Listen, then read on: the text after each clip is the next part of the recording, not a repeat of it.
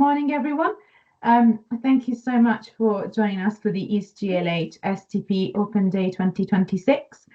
My name is Francesca Tonini. I work in the education and training team at the East GLH, and I'll be chairing today's event, as well as delivering the opening session. A bit of housekeeping before we start. If you have any questions, Microsoft Teams has a useful Q&A section. You should find the button in the top left corner or in the center, depending on your layout. And you can type any generic questions you may have or any questions for a specific speaker throughout the event. Alternatively, there is a dedicated half-an-hour slot at the end of the event where you can ask questions to a panel of experts in real time. You'll notice that your microphones and cameras are automatically turned off. This will ensure smooth running of the event, but you will be able to turn them on during the Q&A at the end. This event is recorded automatically, and we'll endeavour to make it available on our online platforms. So we're now going to officially start our STP Open Day. Before delving into the beautiful and challenging world of the STP, which, let's face it, is the primary reason we're all here today, we are going to start by giving you some context and key information about the ecosystem we work and that you may be training in. You will then have the opportunity to find out more about the STP as a program and our unique training offer. You will also receive precious advice directly from our training managers and STP trainees in genomics, cancer genomics, and bioinformatics, who will share their experience before and after the break. You will then hear from our clinical scientists about the difference between junior and senior roles and career progression within the lab. We should also have some contingency time for you to gather your thoughts and questions before the Q&A, where we'll be joined by two of our most experienced assessors for bioinformatics and genomics. At around 12:45, we are going to draw the open day to a close with some final reflections. Obviously, bear in mind that these timings may change slightly because we have started a bit later. Okay, so let's make a start.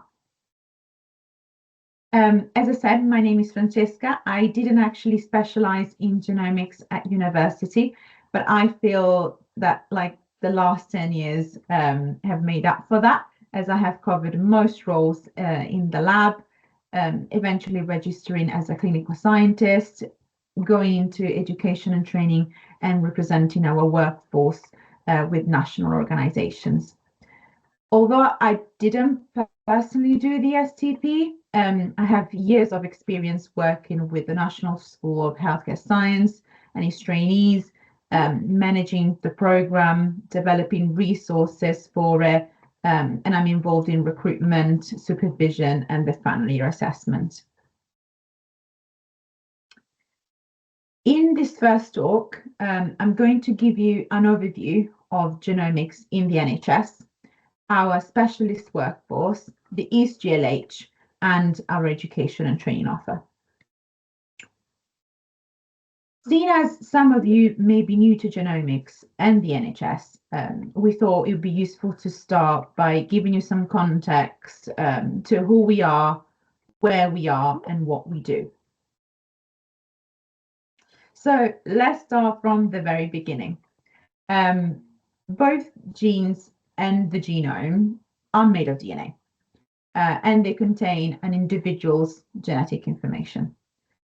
Now, the total genome contains around 20,000 genes, but also other DNA too, for a total of 3 billion letters, which is a huge number.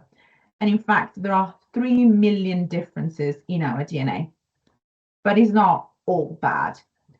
Thanks to advancements in technology, it's now possible to perform genomic testing. So we look at multiple parts of the genome And by comparing it to a reference genome, we're able to spot the differences, which we call variants, and interpret their impact on proteins and patients, which is also known as clinical significance. However, we also study chromosomes and genes as well. Genetic and genomic testing has many applications, including in other disciplines. But in the NHS, genomic laboratories provide cytogenetic, molecular genetics, and genomic testing to support patient care. Our targets are rare inherited conditions, hematological malignancies, and solid tumors. And our aims are to diagnose, screen, predict, prevent, prognosticate, and monitor, as well as inform family planning and personalized treatment. But genomic testing in the NHS hasn't always been all roses and rainbows. For example, until a few years ago, there was unequal distribution of laboratories and services and service availability across the UK. Different laboratories were offering the same tests in the same geographical region, yet different techniques were used to investigate the same condition. There was also separation between cytogenetics and molecular genetics and genetics and molecular pathology centers. And there were complex local funding models and no official guidance on how to access genetic testing.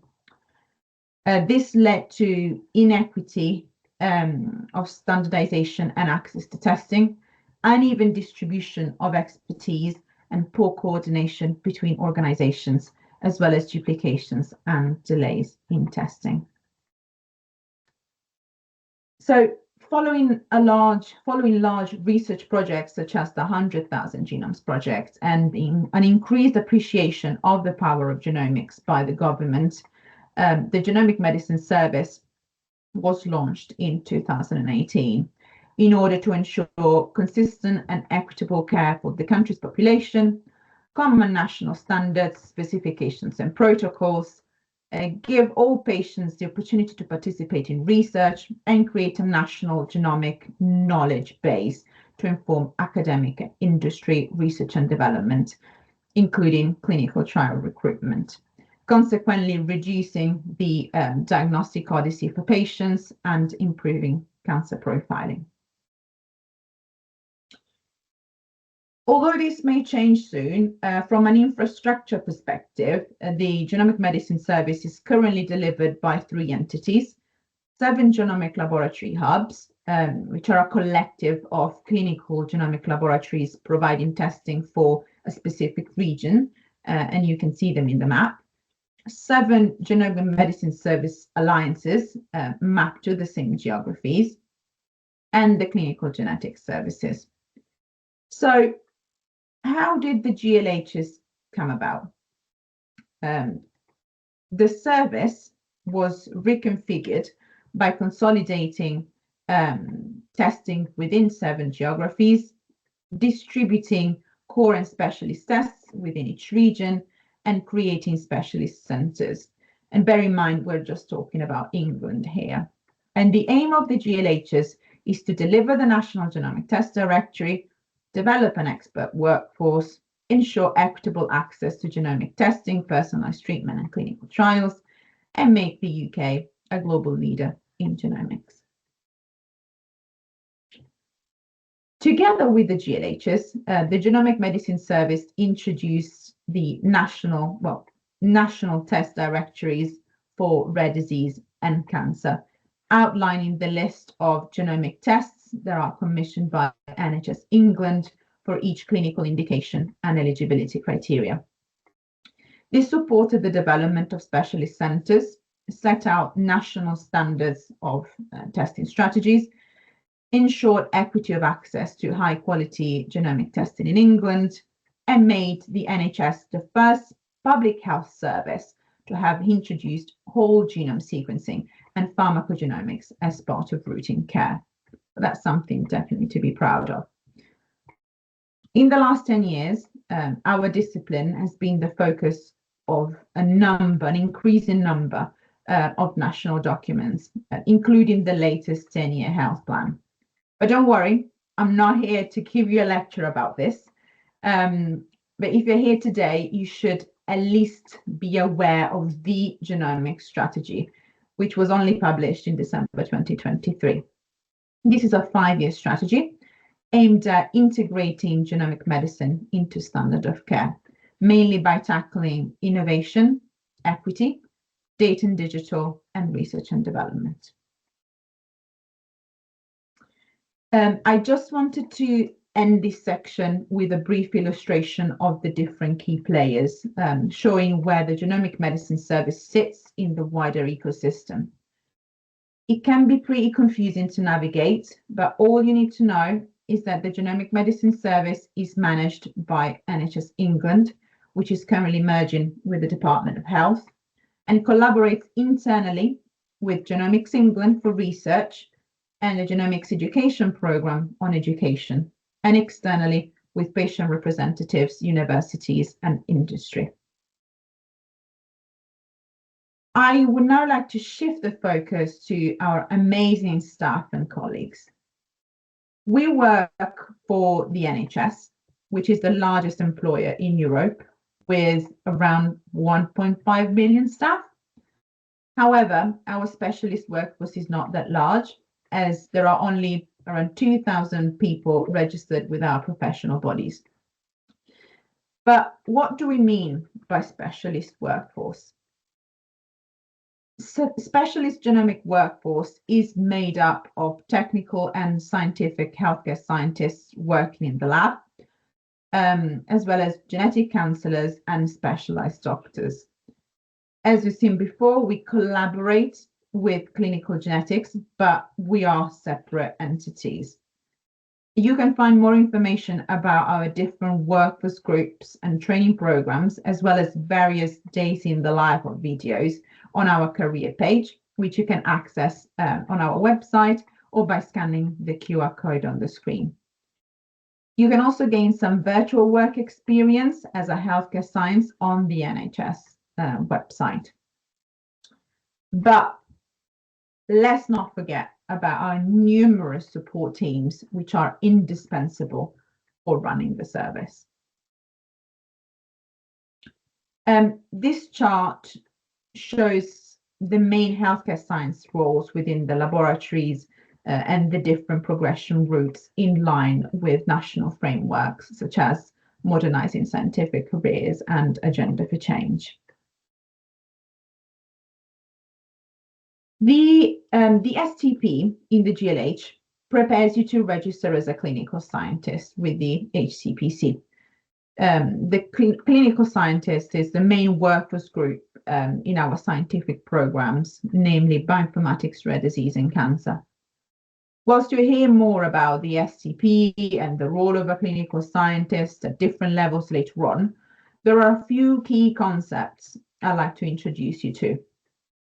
First of all, to become a clinical scientist, you need postgraduate level education and experience working in diagnostic genomics, to have completed a training program by an HCPC approved education provider, and to hold HCPC statutory registration. But what does that mean? What is professional registration? Why is it important? Professional registration is available for different workforce groups, not just clinical scientists, and at different levels, with different bodies, and it can be voluntary or statutory. Professional registration ensures competence, fitness for practice, ability to work within scope of practice for your own profession, compliance with high quality standards, be required to perform certain tasks, therefore protecting the service users, which for us are the patients. With great power, though, comes great responsibility. In fact, statutory registration, like in our case, confers a protected title, but also demands professional accountability and legal responsibilities. In order to maintain their registration, our registration, which is assessed in 2-year cycle, clinical scientists need to demonstrate that they have continued to practice within their scope and follow the HCPC standards, which includes proactively engaging in CPD. So what is CPD? It is a standard requirement in healthcare science, is demanded by all regulatory and accreditation bodies, and it stands for continuing professional development, which includes any activities that will enrich you personally and professionally, allowing you to maintain your knowledge and skills, obviously relevant to your discipline, up to date, and therefore to practice safely and effectively. If you want to find out more, the HCPC website actually gives a wide range of examples, and I've included here a few that are more relevant to our discipline and offered by most GLHs. Remember though, and this is something that you'll hear a lot about on the STP, that participation or passive attendance are not enough. Reflecting on what you've learned and the impact that that is going to have on your practice as well as other people is a big part of the learning process. Now that you've gained some background knowledge, we can finally talk about what makes the East GLH such a special place to work and train at, which you'll hopefully get to experience firsthand. Our genomic medicine service is called East Genomics and is formed by the East GLH and the East GMSA. The Cambridge Genomics Laboratory is the leading centre of the East Genomic Laboratory Hub, and with Cambridge, Leicester, and Nottingham, our GLH provides genomic testing to a population of 8 million people and 32 NHS trusts and primary care across East of England and the East Midlands. This is the governance organizational structure in the East GLH, where you can see our different teams, most of which hosting trainees, and that some roles are lab specific, whereas others have a GLH counterpart.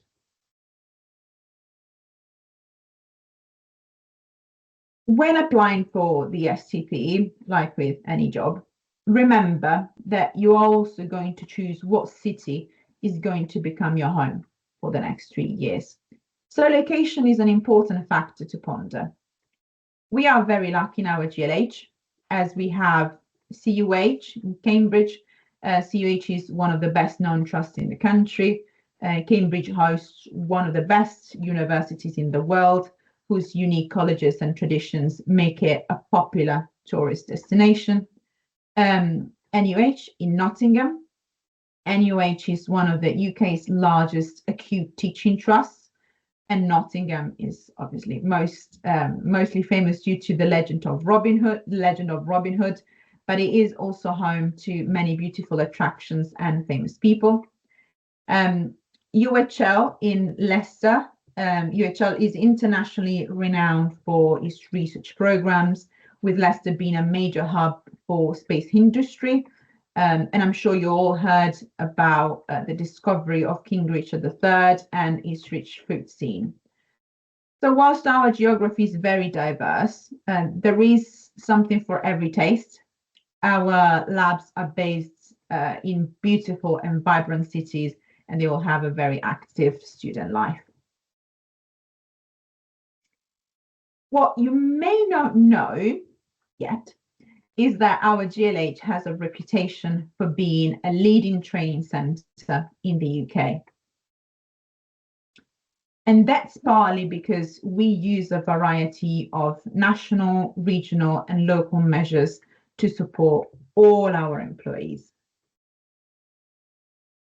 As part of our national offerings, we support our professional bodies, which are national entities different from the HCPC, with different committees and specialist groups, whose role is to represent our discipline and professions, provide professional support, develop, share and promote best practice, organize and host CPD activities, provide financial support, and networking opportunities. We also use resources from the Genomics Education Programme, which is currently part of NHS England and was established to support the 100,000 Genomes project and implementation of the Genomic Medicine Service, although it's now supporting the genomic strategy and the 10-year health plan. As you can see in this picture, they offer various levels of resources and different formats. They are mostly free access, and they're aimed at both the specialist and the non-specialist NHS workforce. Some of the most famous resources, especially for and amongst lab staff, are Genomics 1-to-1, the Masters in Genomic Medicine, G-Notes, GTAC, and their career information. So GTAC stands for Genomics Training Academies, and it is a national initiative that sits under the Genomics Education Programme in collaboration with the Genomics Unit, and is aimed at providing high quality and consistent genomic education to the specialist workforce, improving local education and training capacities. The GTAC uses a hub and spoke model, so it's similar to the GLHs, where a central virtual education hub supports in-person training at regional spokes. Therefore, it uses a standardized infrastructure and delivery method like the Genomic Medicine Service. GTAC resources are developed by working groups of experts, specifically aimed at the NHS specialist genomic workforce. And resources developed so far for healthcare scientists include STP modules, educational webinars, and VR training. So that's virtual reality, which is pretty cool. Trainees in our GLH benefit from dedicated support networks and teams as well at a regional and local levels, including the Regional Healthcare Science Trainee Network in East of England and East Midlands, a dedicated and structured education and training team locally and at a GLH level with the support of the GMSA. The trust, each trust has a learning and development team, and we are very lucky to have numerous line managers, trainers, supervisors, mentors, and other support, local support figures supporting education and training in each laboratory. We also offer a variety of opportunities for personal and professional development tailored to the needs of our diverse workforce, including access to CPD opportunities such as dedicated training programs, higher education, including apprenticeships and master degrees, and famous educational webinars delivered by a range of internal and external speakers covering different themes, topics, and skills, as well as courses, events, and engagement opportunities for everyone. Staff are also supported at a trust level, as all three organizations provide inductions, mandatory training, funding for learning, study leave, yearly development plans, health and well-being support, and freedom to speak up guardians. Finally, we use different methods and platforms to promote CPD opportunities and engagement, nourishing a culture of continuous improvement and keeping our staff happy and the quality of our service high. For example, we use NHS Features as a virtual repository of resources and Microsoft Teams for communications, announcements, and celebrations. Here are some useful pages which you may want to visit in your own time. I'm now going to leave you in the safe hands of my colleague Hattie for our next talk. Enjoy. Thank you very much, Francesca. So today I'm going to talk to you about the STP in the East GLH. So next slide, please, Francesca. Thank you. So just to quickly introduce myself, so my name is Hattie Logan and I'm the Scientific Training Manager at Cambridge University Hospitals NHS Foundation Trust. My role within the STP is I'm an STP training officer, but I'm also involved with recruitment, particularly around in-service recruitment. On top of that, I am an IBMS certificate of competence assessor, as I am an HCPC registered biomedical scientist with over 6 years post-registration experience. I also hold an IBMS specialist diploma in cellular pathology, and I am currently undertaking my master's degree in a leadership qualification. And also, we're saying I'm also, or as of today, actually, I have 10 years NHS experience in various roles. So I started off in histopathology, in various lab roles there, worked my way up, and I'm now a training manager in my current role. So next slide, please, Francesca.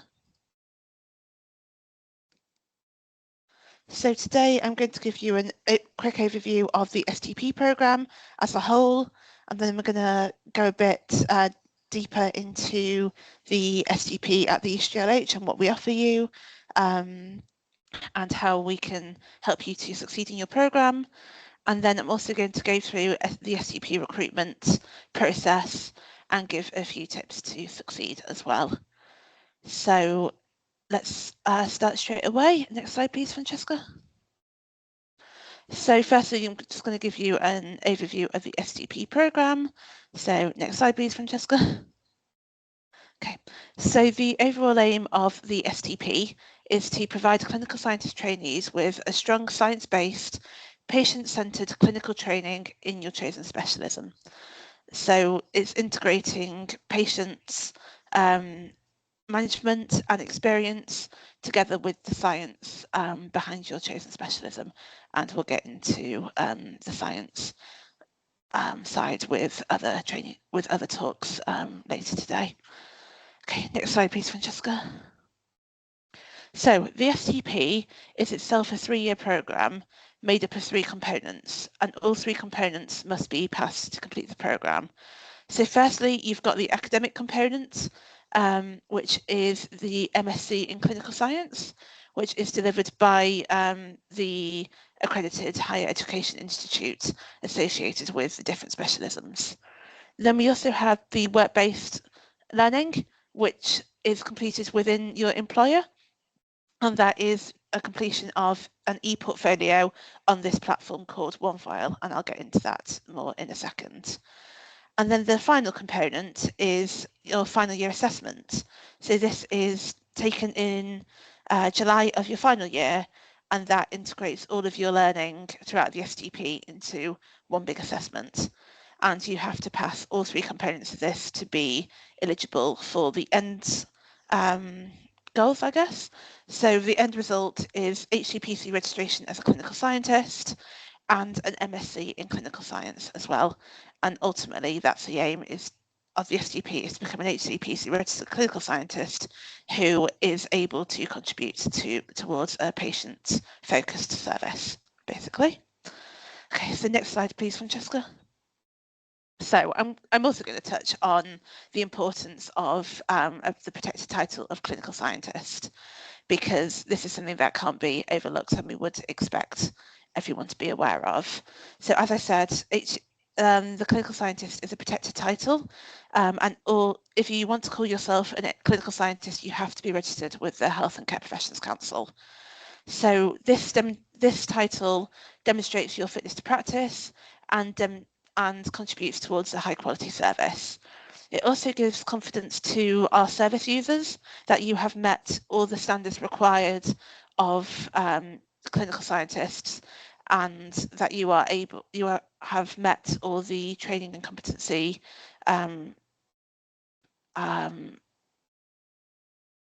aspects required for your role. It also demonstrates consistent practice, so not only if you have the training, but you're able to apply that consistently throughout your day-to-day practice too.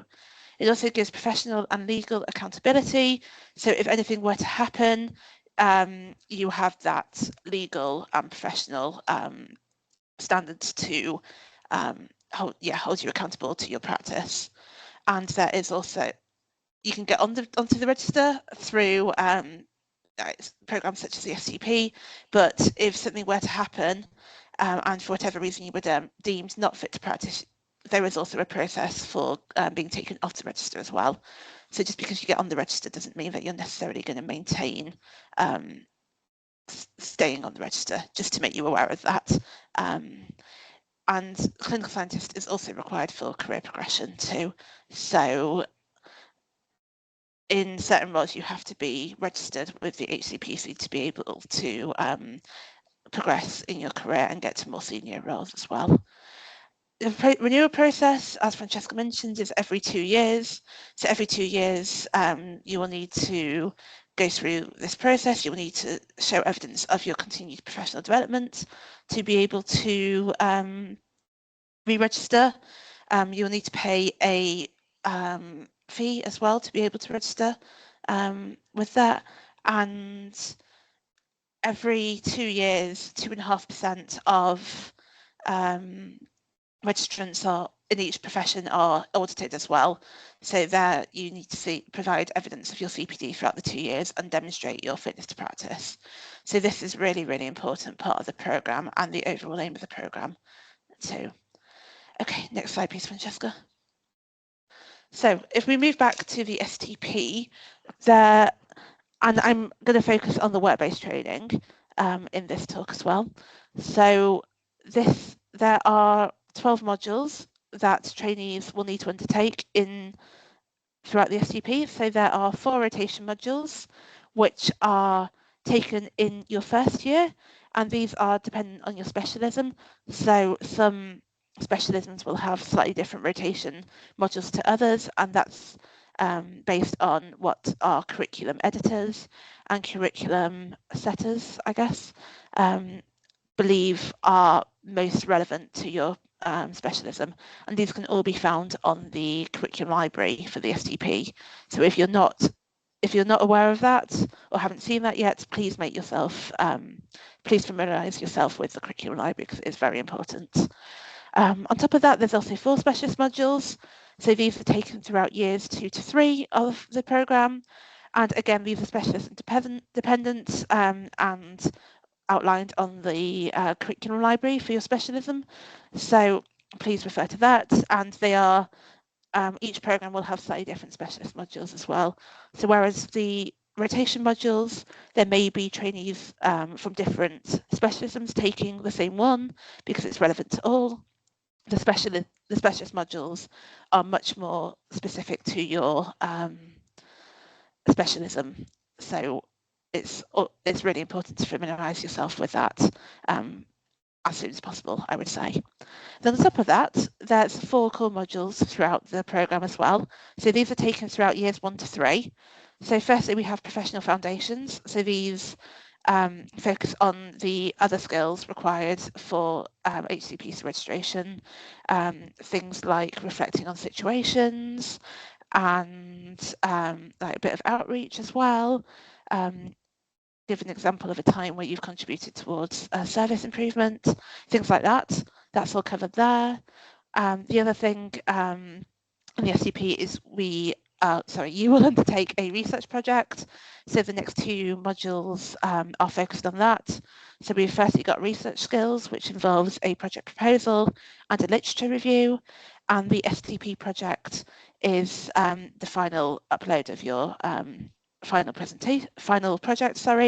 and also presenting this project to different audiences. So we've got a scientific audience and a lay audience there as well. And the final core module is individual professional development. So that's taken in your 3rd year.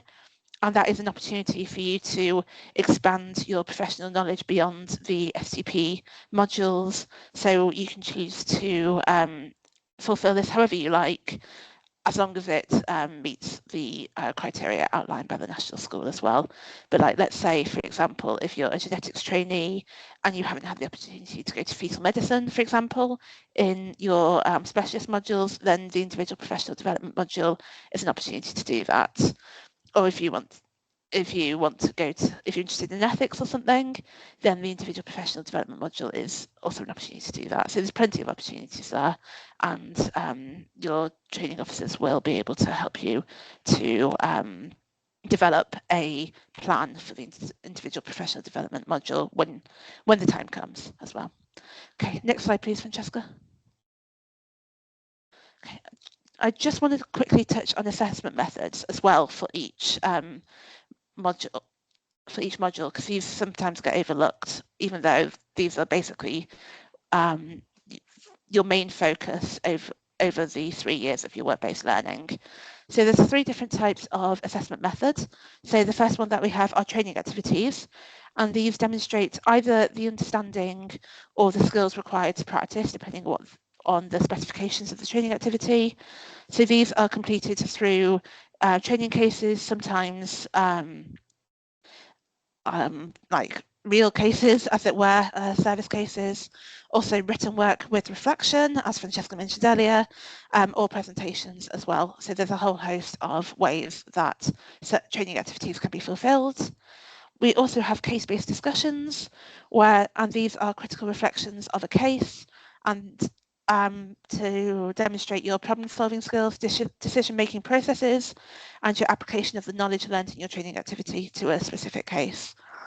So this is completed as a structured conversation between you as a trainee and your trainer, and there's an assessment form for the trainer to complete, which will be uploaded once the conversation has taken place. And then we also have direct observations of practice or observed clinical events. So that's DOPS or ACEs. And these assess skills and behaviours in routine clinical practice tasks. And you may be familiar with these from medical training as well. So these are completed as a planned event between the trainee and the trainer, similar to CBDs with an assessment form. So each module will have a combination of training activities, case-based discussions, and either DOPS or ACEs, depending on what the specifications are. So next slide, please, Francesca. Okay, so I just want to show you what one file looks like as well. So this is taken from a current trainee within the East GLH, and their one file, it's not necessarily a current one file screenshot, but it does give you an indication of what we've got. So on the left-hand side, you have all the modules, and at the time, the trainee was in their first year. So we have a green arrow to indicate the trainee's progress in the modules, and we've got the red progress bar underneath, as it were, indicating the indicator progress as outlined in an algorithm set by the national school. So in this case, you can see that the trainee has not only exceeded this expectation by the national school from the progress bar, they've also made a start on some of their specialist modules. So I guess the easiest way of saying this is that any time that you see R1 at the end of a module, that's a year 1 rotation module, and any time you see S1, 2, etc. at the end of a module, they're the specialist modules. And then in here, we've got the professional foundations module, the research skills, the STP projects, and the individual professional development modules, which I said were the core modules. So at the end, by the end of the programme, all of this will be completed, and you will have 100% down the board as well. So we've got, this indicates when the trainee is planning on starting the module, and then this has their anticipated completion date, and this is also the 2027 would be their final STP completion date as well. But that's just so you can see what one file actually looks like, because I don't think there's many opportunities for this before you actually start the STP. Okay, next slide, please, Francesca. So now I've gone into one of the modules. I think I've gone into cancer genetics, and I've gone through, and so that you can see exactly what the requirements are for this specific module in terms of training activities, CBDs and DUPs. So you can see here that the trainee has made submissions against each training activity. So at the top here, we've got training activities. At the bottom, we've got the assessments. So I'll just focus on the training activities to start. So they've made specific submissions against each training activity, and these have all been signed off by an assessor because it says C in green in the corner here. At the bottom here, so for this module, you only need to complete one CBD and one DUPS. So these have been uploaded as a CBD and a DUP and signed off by the assessor because we've got the C here. And if it's not applicable, or the trainee has chosen to only complete this one rather than the other indicated DUPS or ACEs, the ones which aren't applicable are given across here as well. So that's so you can see what each module looks like within one file as well, just to give you a quick overview. Okay, next slide, please, Francesca. Okay, so now I'm just going to quickly touch on one file progression targets. So as I touched on earlier, by the end of year one, we expect all phase one modules to be completed. So these are all the rotation modules. So all your CBDs, DUPs, training activities to be uploaded and signed off by the end of year one. By the end of year two, we expect 50% of your professional foundations module to be signed off. On top of that, we also expect all of your phase two specialist modules or to be signed off, submitted and signed off, or 60% of your overall portfolio to be signed off. And the reason for those two different areas are because some rotations and the way that some rotations are might not be possible to have completed all of phase two specialist modules. You might do a combination of phase 2 and 3, but as long as you're making progress in some way to meet that 60% overall portfolio, it should be absolutely fine. And by the end of year 3, we have an expectation that your whole portfolio will be completed because that is, as I mentioned at the beginning, a requirement of the STP to finish your one file. Okay, next slide, please, Francesca. Thank you. I just want to touch on key progression deadlines here as well, just to supplement the previous slide. So your phase one progression targets are always the last week of the following September. So we wouldn't expect it to be you to complete all your phase one modules about a week after you start. It would be the next September after that. In year 2, you will have a project proposal deadline. This is generally set by the Higher Education Institute, and that's generally October to November time of your second year. And then your phase 2 progression targets are the last week of the following September of that as well. For year 3, this is quite a big year with quite a few deadlines approaching. So you've got your final research project submission in the first week of April. I think it's generally the first Thursday of April from what I can remember. You'll also have your final year assessment, which is early to mid-July. And the STP, this is a big one, the final STP completion date is the 3rd Monday of September.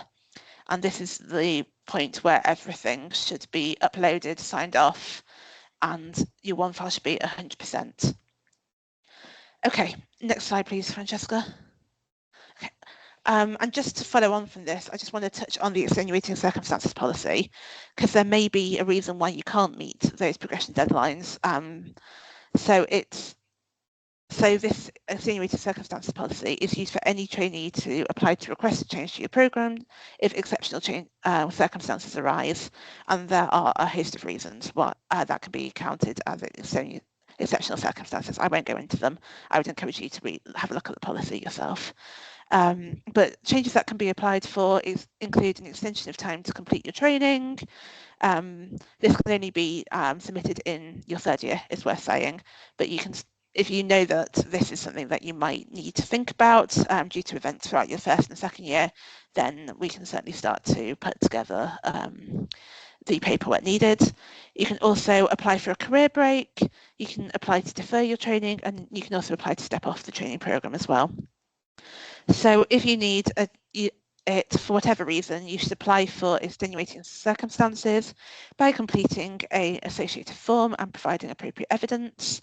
So any extenuating circumstance needs to be evidenced somehow, either through doctor's notes or whatever paperwork is required for the specific circumstance. And these applications are reviewed monthly by the National School, and there's a specific panel that meets to review and discuss all these all the extenuating circumstances. And you will be you'll hear the outcome fairly soon. Actually, they're pretty on it, and it's great in that respect, shall I say. So yeah, just want to make you aware of this, because it's something that I think everyone should be aware of before they start the programme, and yeah, go from there. So I believe that's the end of the STP overview. Next slide, please, Francesca. Yeah. Okay, cool. So now I'm going to talk specifically about the STP at the East GLH, and specifically why you should choose us as well. So next slide, please. So we have a dedicated experienced team. So this mirrors some of Francesca's earlier slides, but we have a GLH education and training lead role, and this is supported by the Genomic Laboratory Hub and the GTAC, Genomics Training Academy practice educators, and also the local training managers as well. So we all talk to each other, and we're all involved in STP training. So we're a very experienced and dedicated team here. And on the right here, I've outlined the sources of support and all the staff behind the STP trainee. So we have the STP trainee at the top, and behind them throughout the whole programme, you've got your training manager, your line manager, your subject matter experts as well, who will help with your rotation and specialist modules. You've also got a mentor who's a dedicated current member of staff. And on top of that, we've got all of our current STPs and also our former STPs, because we have these are people who are either going through the program or have been through the program and know exactly what the requirements are and the stresses that can be involved, and are more than able and willing to help as well. So next slide, please, Francesca. Okay, so I just want to quickly touch on our accreditation programs. So we are accredited to deliver 3 programs in the East. So these are Cancer Genomics, Genomics and Clinical Bioinformatics. So Cancer Genomics, all 3 laboratories within the East GLH are accredited to give this, provide this course, as it were. So we've got CUH, NUH and UHL. Genomics, the accredited bodies are CUH and NUH, and Clinical Bioinformatics, CUH are the accredited laboratory for that. But on top of that, we also organise and facilitate rotations across different services to complete specialist and also rotation modules as well, actually. So we have students will rotate into rare disease, cancer, genomic counselling, histopathology and haematology, depending on your specialist curriculum. Next slide, please, Francesca. And then on top of that, we also deliver genomics-related Year 1 rotation modules to trainees across the region. So if your curriculum library indicates that, for example, you need to take Introduction to Cancer Genomics module, then we will provide that module for you, as long as you're based within the East and East Midlands. So we provide these 3 modules, so that's Introduction to Cancer Genomics, Introduction to Genetics, Genomics and Molecular Science, and Introduction to Clinical Bioinformatics.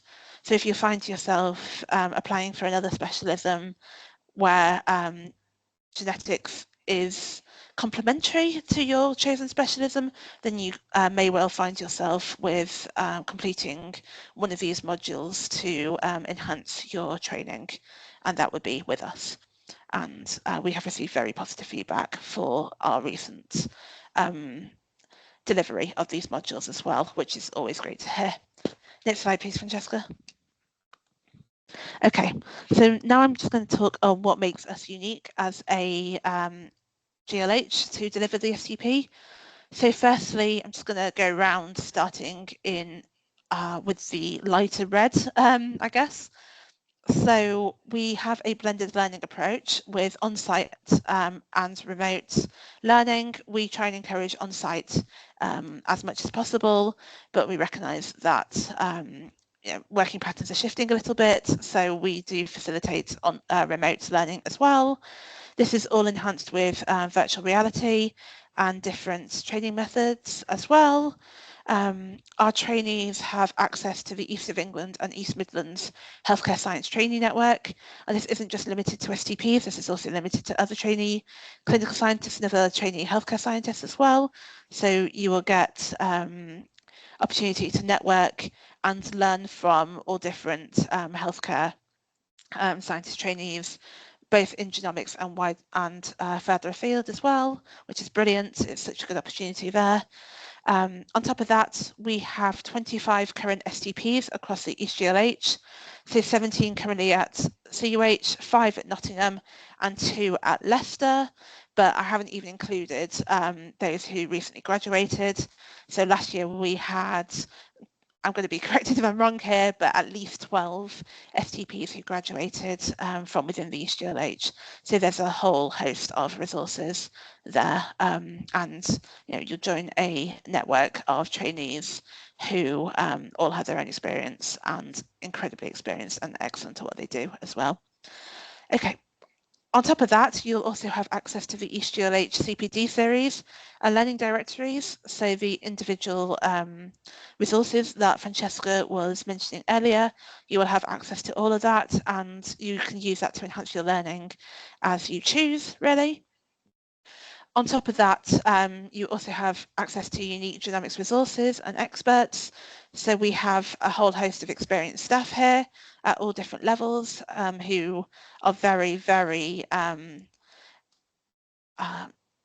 experienced in what they do and are able to answer any questions and just generally really, really nice people. So you have access to all of that as well. On top of that, we also have personalised training plans. So each trainee will have their own training plan, which will guide them throughout these unique resources, I guess, and which rotations they're planning on having when, and all that sort of thing, so that we can help facilitate completion of the STP programme. And as part of these rotations, you could well have opportunities to contribute towards service development as well. So you may have the opportunity to get involved with a project, like your research project can contribute towards service development. There are other ways, for example, audits, and some specialist rotations do like to get trainees involved in contributions towards service development as well. But very crucially, we're not reliant on trainees to contribute towards service provision. That is very, very key here. As a trainee, as an STP trainee, you're employed to complete the training programme rather than delivering a service, but service delivery is very good experience anyway. You just shouldn't be reliant on you to be able to do it. Is what I mean by that. On top of that, you will have regular progress reviews with your training officers, which I'll come to in a second.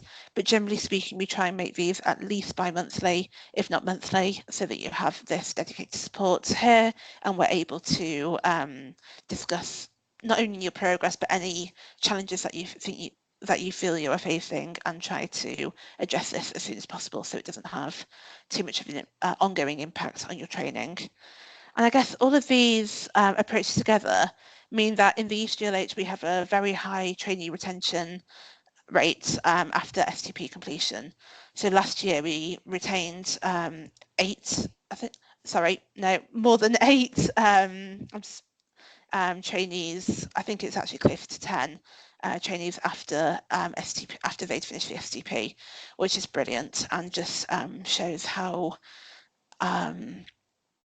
effective our training is. On top of that, we had 100% of our STP trainees completed the STP first time in 2025, and everyone completed their final year assessment in that first attempt in 2025 as well. So that just shows how dedicated we are and how experienced we are in delivering this STP program. So yeah, I would, I really enjoy delivering the STP program, and I would very gladly help facilitate this for anyone on this call as well. Okay, next slide please, Francesca. So I just want to quickly show you an example of one of the personalised training plans that I'm talking about. So this is one taken from a CUH trainee. So we have, so this is the 3 years written out by week, and we have all the rotation modules at the start, followed by starting the specialist modules a little bit early so that we facilitate completion of all of these and make sure that trainees get all the knowledge that they need across all their modules, with plenty of time for write-ups and facilitating project completion as well. So this takes us all the way to the end, and at the end we have a bit of contingency time with time to do the professional development module and also time outlined for the final year assessment as well. And these training plans have been highly regarded and used as an example of best practice on a national scale as well. So we're very proud of that. Okay, next slide please, Francesca. But as I mentioned, we have currently have 17 STP trainees, and they all have personalised training plans.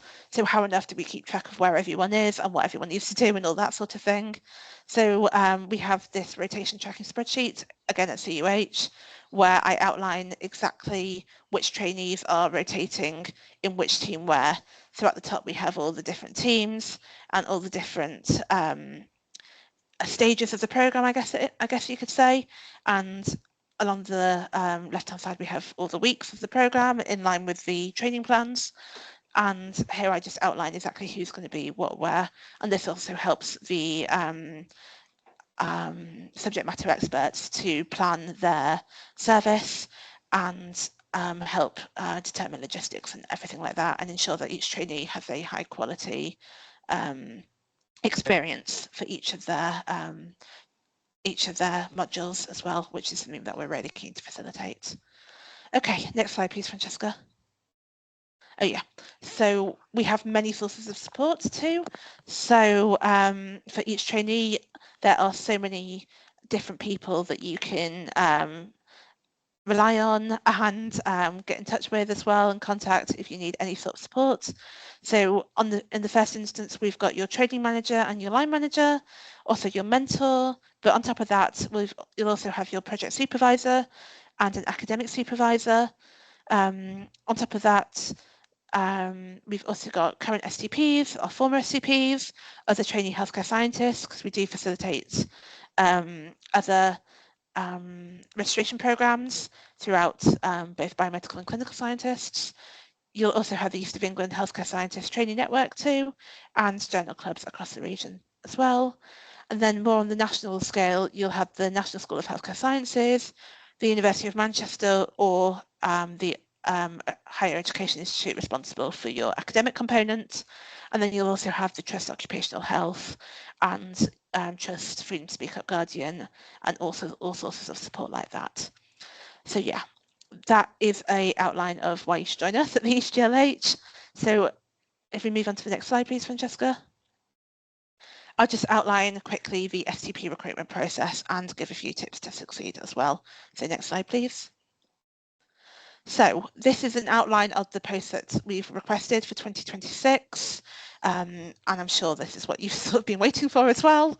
So it's worth saying from the off, these posts are not confirmed by the National School Commissioning team yet. I am still awaiting that confirmation letter, but I can outline what we've requested in terms of posts as well. So there may, when the recruitment process comes, as we progress through the recruitment process, shall I say, that there may be a few changes based on what you're seeing here. So I'm not promising anything to anyone in terms of posts at the moment. So in terms of CUH, I guess, we have requested 2 cancer genomics and 2 genomics posts. So one of these is going to be through in-service, and one of these is going to be through direct entry. And it's the same with genomics. We've requested 2 posts, 1 in service and 1 direct entry. At Nottingham University Hospitals, we've requested 1 direct entry post for cancer genomics and 1 direct entry post through genomics. And at UHL, we're not taking any trainees this year, but there will be trainees being taken for the 2027 intake. And as things stand, we're not taking any posts for clinical bioinformatics genomics either. But if we don't take them this year, we will certainly take them next year. So just to quickly outline the difference between direct entry and in service. So direct entry, anyone can apply for, as long as you meet the minimum education criteria outlined on the National School website, whereas in service, only those in NHS posts are eligible to apply. So, and it's a slightly different recruitment process as well. And I would advise that you look at the National School information for difference between the main difference between the two and how to apply for each as well. And yeah, that's all I wanted to cover here. So next slide, please, Francesca. Okay, I wanted to give you a quick outline of the recruitment timeline as well, because I think this is quite useful, and having a visual outline certainly always helps me to get my head around exactly what's happening. So on the left, we're here in January 2026. So the direct entry applications are currently open on Oriel, and they are open until Friday, I believe. And then there's also a situational judgment test, which is open after this. Which is open from the 27th to the 29th of January. And this is only for those wishing to apply by direct entry only. And then once I receive confirmation of the exact number of posts that we're taking through in-service recruitment, I will start to open the in-service application process. And this will all be via on the NHS internal recruitment process platform, I guess, called Track, and I will communicate when this opens as well. So that's January, sorry. Moving on to February. So generally speaking, I would expect in-service applications to close around February, and from there we will do some in-service shortlisting. And throughout February, there will also be some direct entry longlisting by the National School based on the situational judgment test. So then moving on to March, we have some in-service interviews, and successful applicants apply to the National School via Oriel, which is exactly the same portal that will be used by the direct entry applicants. The timeline here is generally a bit tighter for in-service than direct entry, just because the National School set different deadlines for this. So that's why we have the in-service recruitment process beginning, or in a much more constrained, not quite the right word, time frame anyway. Also, throughout February and May, the National School will be shortlisting their direct entry applicants as well. And I don't have any say on that timeline. That's all set by the National School. This is, to the best of my knowledge, at the moment. But these timeframes are all subject to National School policies and timelines. And then, generally speaking, in June, there's interviews for the direct entry programme. So these are handled centrally by the National School, with panels composed of clinical scientists and subject matter experts, and people who very, very experienced scientists throughout on a national scale too. Okay, and then we get to July. So by the time July comes around, the successful applicants will all be confirmed through the direct entry and in-service routes. And once we have that, we will start to make the final preparations to welcome the new STP cohort in August. So that by the time September comes around, generally about halfway through, the successful applicants begin their STP programme. So that just gives you a general overview of the process. Next slide, please. Okay, so now we just have a few recruitment tips for you. So just to touch on it quickly. First, please ensure that you meet the minimum qualifications criteria for your specialism. If you're not sure about whether you meet it or not, I think double check the National School website first, and I'm sure we can give a little bit of indication as to whether we think your qualifications meet the minimum criteria as well. But I would say if you're not sure whether it meets it or not, I would double check with the National School first, because they are the ones who have the final say in this.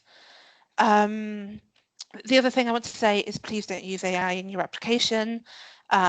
We can tell, and we do have tools that we can use to check whether AI has been used, and it won't stand, your application won't look very favourable if you have used AI as well. But having said that, the strongest applications generally they tend to have a personal touch through storytelling.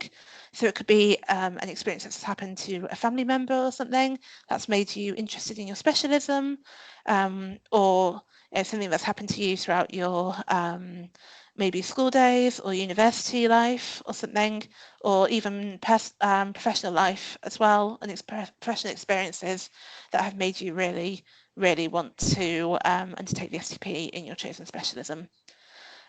Also, strong applications are tailored around how your chosen specialism fits into the NHS model as a whole.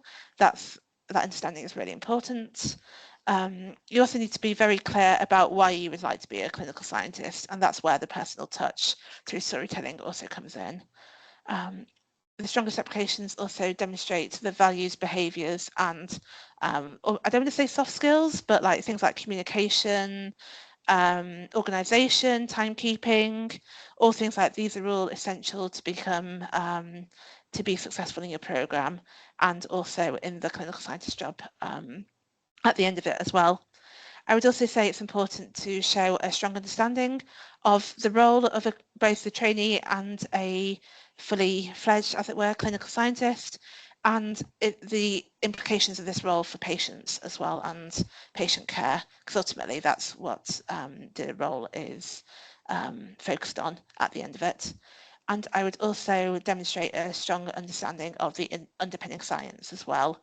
So going specifically into like the genes involved with certain conditions, what it means, how it presents for patients, and the treatment as well, that our decisions and our tests our point towards would certainly be a strong way of demonstrating everything. So I believe that is the end of my talk. So I will pass back over to Francesca, and thank you very much everyone for listening.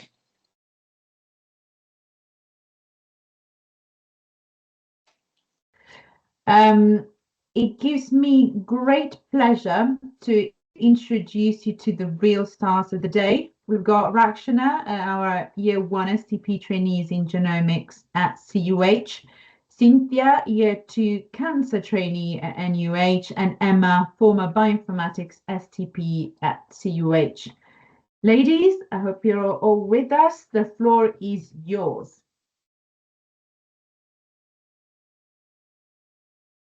Hello, good morning. I am Rakshana Gurupandian. Can we start, Francesca? Next slide, please. So I'm Rakshana, and I'm currently on the Genomic STP program. I started in September 2025, and at the moment I'm doing my year 1 rotation modules. Next slide, please. So a brief overview of what genomics is and what a clinical scientist in genomics does. So simply put, it's just analyzing the genetic material to diagnose genetic conditions. And it can either be cytogenetic, where we look at chromosomal material, or molecular genetic, where we look at DNA and RNA. So in short, a clinical scientist looks at referrals that come into the genomics lab, and based on the clinical indication on the referral and the national testing directory, they would order a test for the sample. Once the test has been ordered, it gets picked up by the technical team and they process it, do the testing, and once the results are out, the clinical scientist would analyze the results, interpret it, and report the findings to the clinician who manages the patient. Next slide, please. Um, my background starts with my undergrad in 2020. So I graduated with a bachelor's in medical genetics from India. I came across the STP program during my undergrad and knew I had to do it. And towards the end, I was a bit conflicted on whether I wanted to pursue genomics or genomic counseling. Next slide, please. So in 2021, I took a gap year and decided to do a PG diploma in counseling and psychotherapy and also a year-long genetic counseling internship, and both were in India. By the end of it, I realized that genetic counseling is not my cup of tea and I would rather go back to genomics. I didn't want to start the STP straight out of this experience because I would be new to a country and the STP is an intense program. So next slide, please. In 2020, I moved to UK for my master's. I did my master's in medical genetics and genomics at the University of Glasgow. It served to be a good refresher after my year-long break and also helped me adjust to UK. Next slide, please. So at the beginning of 2023, I attempted STP for the first time and I was unsuccessful. And in December 2023, I graduated from my master's. Next slide, please. And in 2024, I attempted the STP for a second time. And I was also simultaneously applying for roles in the NHS. And that's how I ended up at CUH as a healthcare science associate. I slowly worked my way up to a healthcare science practitioner role in the second half of the year. And next slide, please. In 2025, I became a trainee genetic technologist. And I also made my third attempt at the STP, which ended up successful. Next slide, please. So my application experience, and as you can see, I've made 3 attempts. My first attempt was mostly like a trial attempt. I didn't know how to write the personal statement. And I also didn't know anything about the SJT, so I didn't get longlisted, so which told me that I didn't perform well in the SJT. In my second attempt, I performed well in the SJT, made some changes to the personal statement, got some advice on how to write it, and I got longlisted but not shortlisted. So that told me that I had to work a bit more on my application. In my third attempt, I applied for both the direct entry and in-service routes to increase my chances.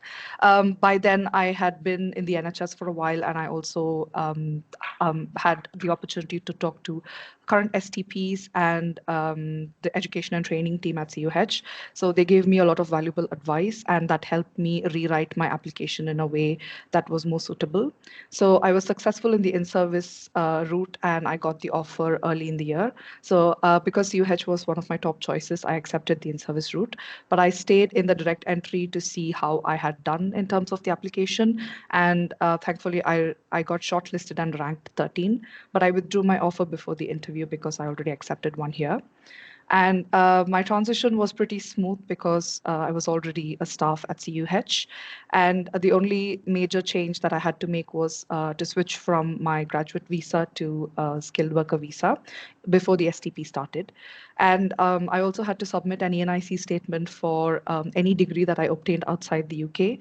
And I also had to submit an IELTS statement for my English language proficiency because English is not my primary language. Next slide, please. So my experience in the STP has been way better than I expected because even though I wanted to do this for a long time, I was still a bit anxious when I started because thinking about doing a full-time band 6 role and also a master's seemed like a lot.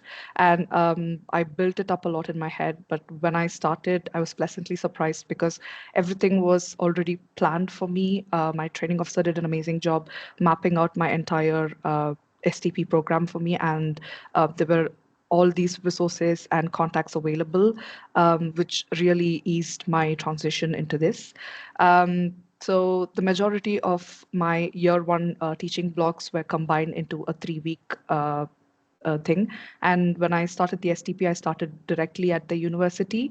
I completed my university classes, and then I came back to CUH to start my rotations. So that was pretty good. And I'm thinking that if I had to go to the university every week for every course, then it would have been like whiplash going back and forth. So this was nicely designed. And I had to book my own accommodation for the university travels and the tickets as well. We have a £2,000 stipend every year in the STP, and we book it usually out of our own pocket, and then the money gets reimbursed at the end of the travel.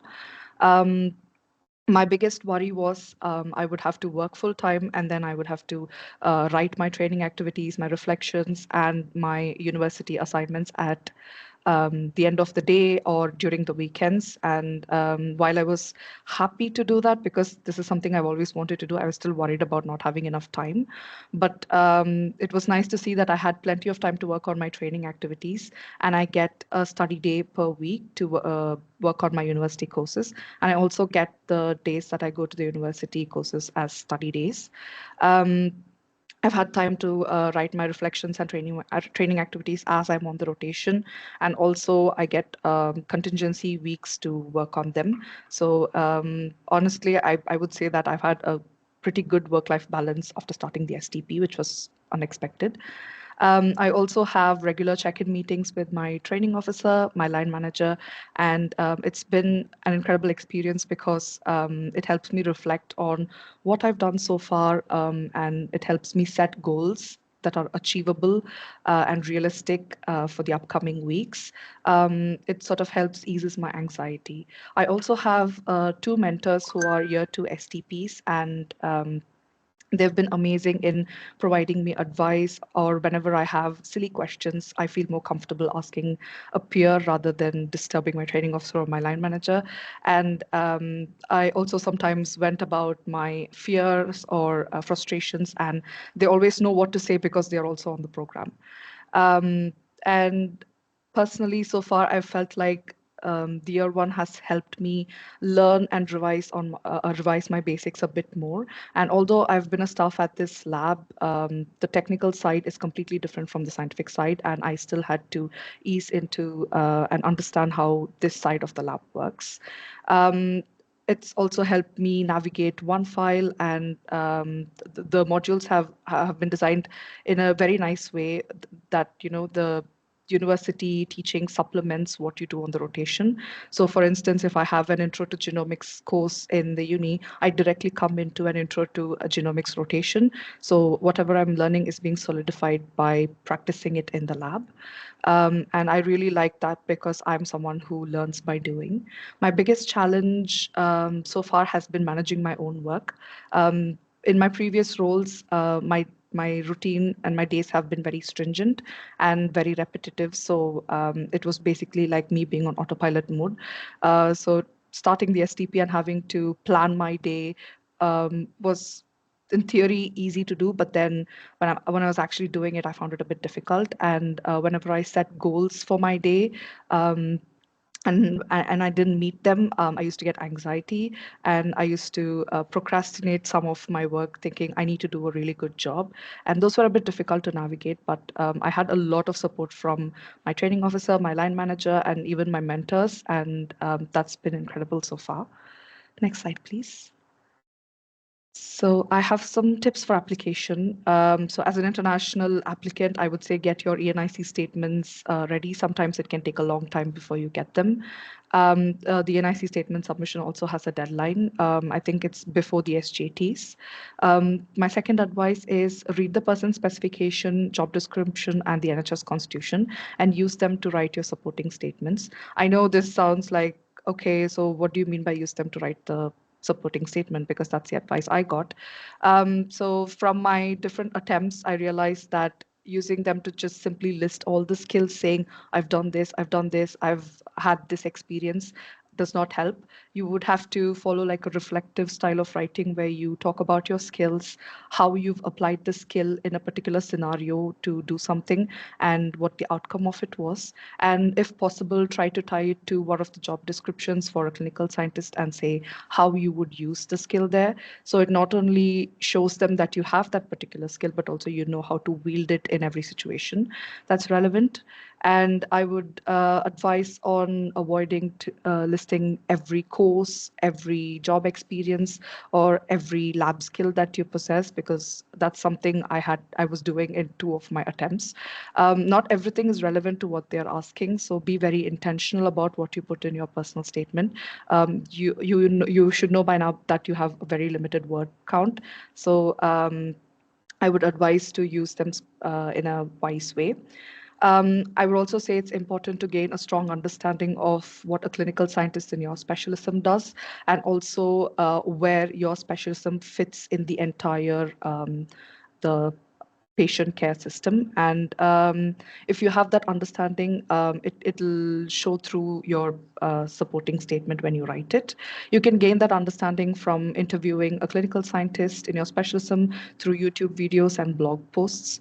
I would advise using methods like STAR or the Driscoll to write your answers. Personally, I found Driscoll method very useful.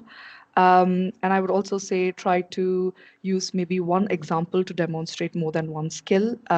Because the word limit is so sparing, you would have to be a bit strategic on how you write it.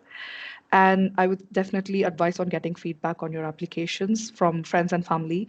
They needn't necessarily be an expert in the field, because you just want to see if you've ticked all the boxes and you've actually answered the questions.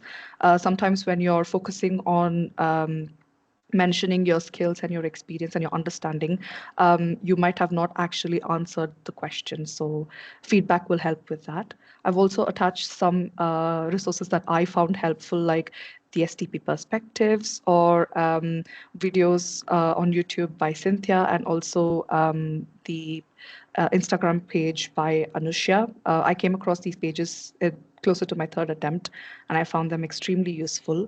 So I think that's my journey and my experience with the application so far. I hope it helps someone, and good luck with your applications. Thank you.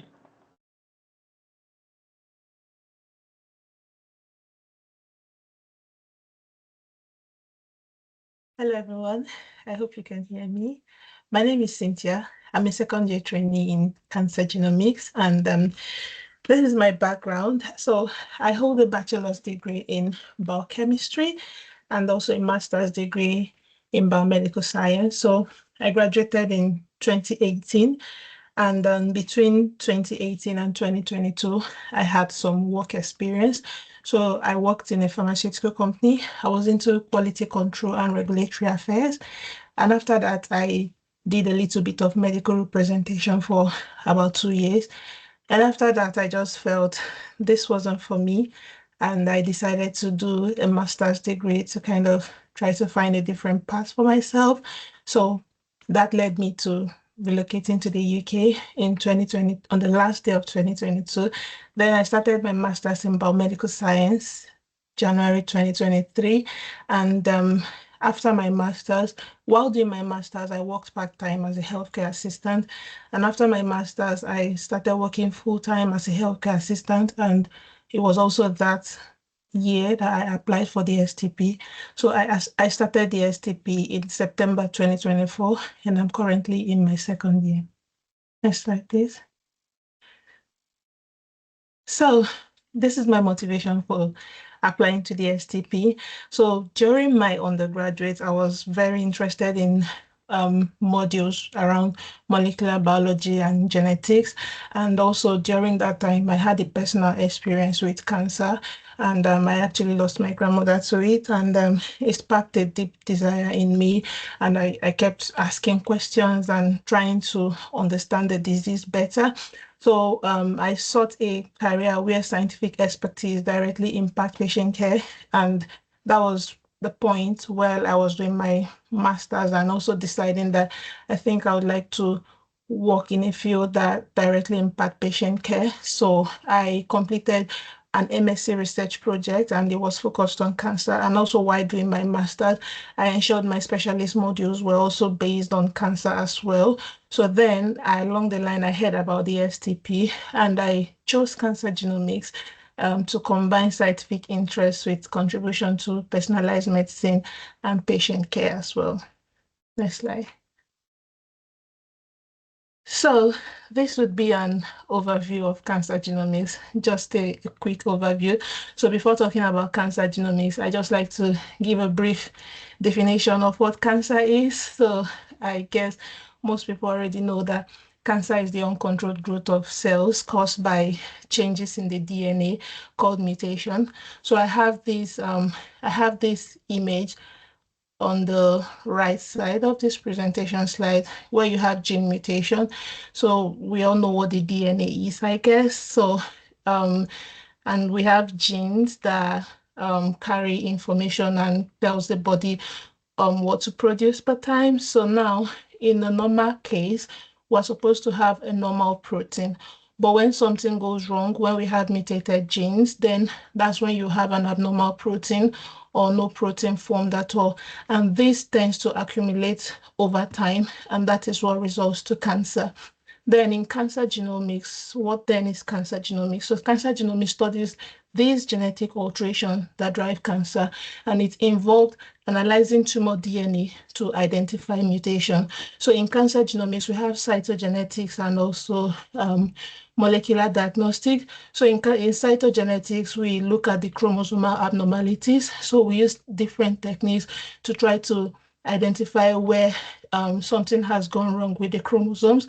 And in molecular diagnostic, we use different techniques and tools to also find genetic mutations and variants. And that is what informs our interpretation and report.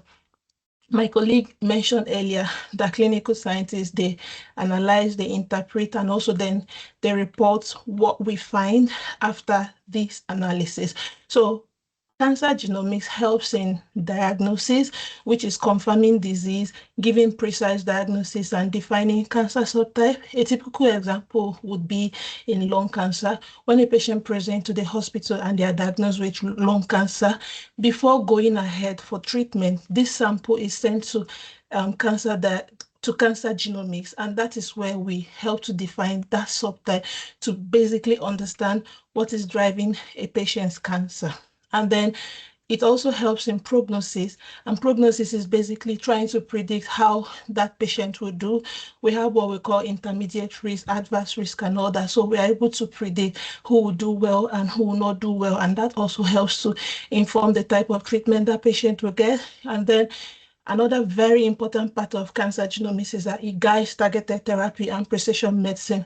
So based on our finding, that is what helps to inform the clinician on the treatment this patient will get. So again, using lung cancer as an example, depending on the variant or the mutation that is found, that is what will determine the type of treatment this patient will get. So getting to personalized medicine, not all patients diagnosed with lung cancer will get the same treatment. So depending on the major driver of each patient's cancer, that is what will determine the treatment that patient will get.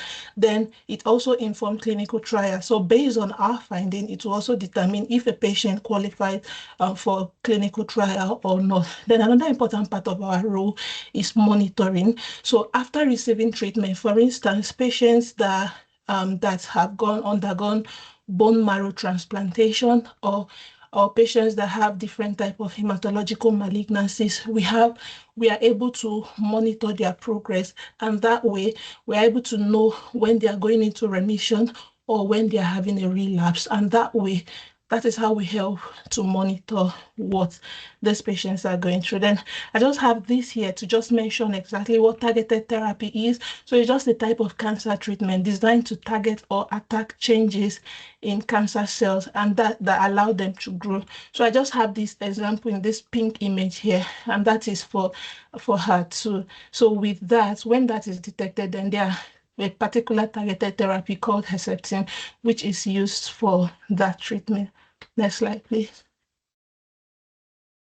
So I just have this here just to quickly highlight what we mean by cancer genomics has helped in modernizing healthcare by moving it from one size fits all to what we call precision medicine.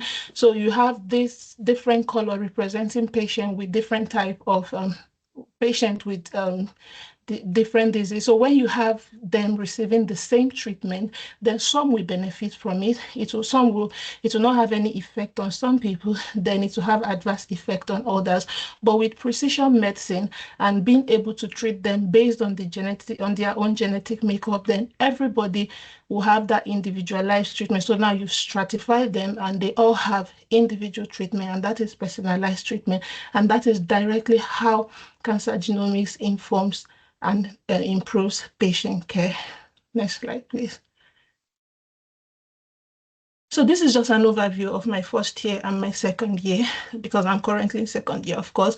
So in my first year, I had 4 rotations: cancer genomics, bioinformatics, histopathology, and hematology. And now in second year, I have solid cancer and hematological malignancies. And I also have the same rotation, or the same specialist rotation in third year. But for second year is called solid 1 and hem 1. And in third year, I'll have solid 2 and hem 2. But the first year rotation kind of prepared me for this second year and third year rotation, which are my specialist rotation. So like bioinformatics gave me the basic understanding of the upstream process before the variants get to the clinical scientists for interpretation. So that kind of helped me to understand how bioinformatics is related to cancer genomics, just to understand what happens before we get our variant. And histopathology is also the same thing. So when I started in cancer genomics, I always see this glass slide that have solid tumors processed on them, and I always wonder how they achieve this. So that rotation, histopathology, also helped me to see the upstream processes before our own process in cancer genomics, and also same with hematology. So it kind of helps trainee to understand what happens before it gets to cancer genomics, and also helped us to have a better understanding of the entire patient pathway and where we fit in that patient pathway as cancer genomics. Next slide, please. Now, this has been my personal experience so far. So far on the STP, I've moved across different feelings, and now in second year, I kind of feel like I've gotten to a point where I understand everything that is expected of me and not going through the different feelings and everything I went through in first year. So when I started the STP, I had a mixture of excitement and nerves at the start because I wasn't sure what to expect. I was new to Nottingham. I was living in Northampton and had to move to Nottingham because of the STP. So I just didn't know what to expect. And when I eventually started, I resumed at the trust for 1 week, and I had loads of SOPs, policies, and just reading through so many things at that point. But then I went away for 4 weeks for university lectures, and it also felt like receiving so many information at the same time, because we had the 4 weeks of receiving different modules, and that was just a lot of information at the same time. So coming back to the trust, I had to battle imposter syndrome. I kind of felt like, are you sure you are able to do this? Because I just felt like, am I good enough and all that? But at the point, interacting with my team members, I came to the realization of, you're just a trainee. These people are here to help you. No one is here to judge you, to kind of feel if you're perfect. You're a trainee, you're not expected to be perfect. So that realization helped me to ease off on that a bit. I also struggled a bit with the external rotation because it feels like you are getting used to your department. Then after some time, you go away for like 6 weeks to go and meet entirely new people to also do that rotation. And when it feels like you're getting used to them, then you go away for another rotation in another department. So it kind of feels like having all those struggles. And after each rotation, you're writing up your competencies and all that. And I was also very overwhelmed by the volume of new knowledge and training. It wasn't impossible. It was just so much at the same time. I had so much to learn. My background is biochemistry, so coming into cancer genomics, I had so much I needed to learn and all that. So balancing university work, portfolio requirement, and it was just so much going on at the same time. But the most important thing is that I had a strong and consistent support from my department. My training officer is very awesome, and my line manager is awesome as well. So at any point where I feel like I'm struggling and I need more time, especially when I have university exam, I just need to let them know and they'll give me more time. It was very flexible, adjusting my rotation just to meet up with whatever I have part time. And I also have amazing colleagues, and whoever I ask to explain anything, they're all always ready to help. So that consistent support from my department helps me to balance up and meet up with all the expectations of the STP. So right now, I'll say I'm fully settled and integrated within the team. So if there's anything I need to learn, I know who to meet or who to talk to or where to get it, rather than when I started and I was always asking questions. Sometimes it feels like I've asked so much and I don't want to ask again. So it just, but all those things have gone away now because I kind of understand how everything works. So I'm more confident in navigating new concepts and technologies. Unlike when I started, it all felt new. Now I'm more confident in approaching all this learning, and I now have a better management of my time and prioritization, so I don't struggle with that anymore. I'm able to I know when to balance everything, so kind of better right now, and I'm more independent in my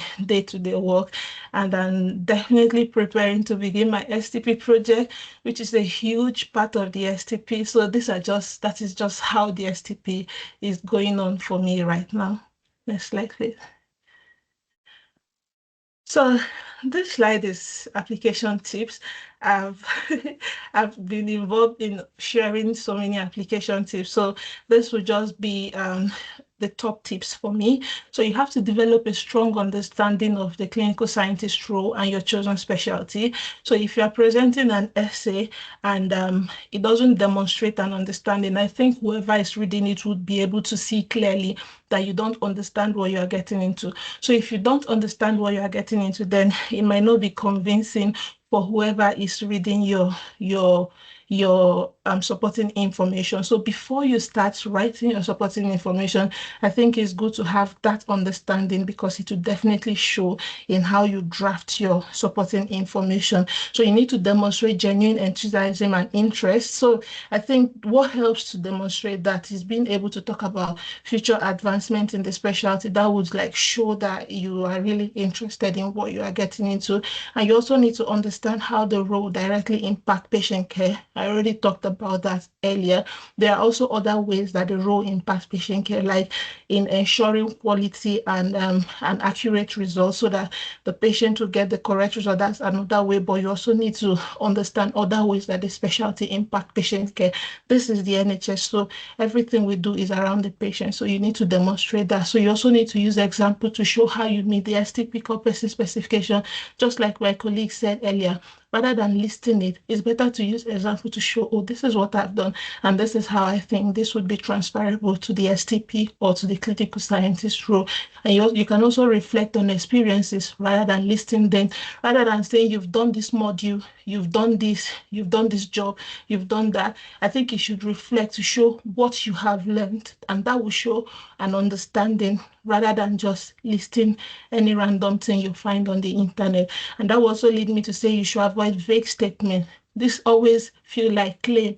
If you're making vague statement, it feels like claim rather than a real example. So you have to ensure that this pathway aligns with your long-term goal. So rather on the other side of applying to the STP is actually very intense and challenging.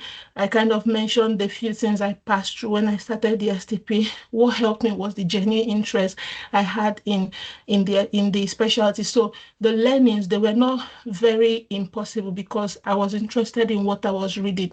So imagine not being interested in it and you have to And you have to go through all that. So ensure you have genuine interest in this specialty.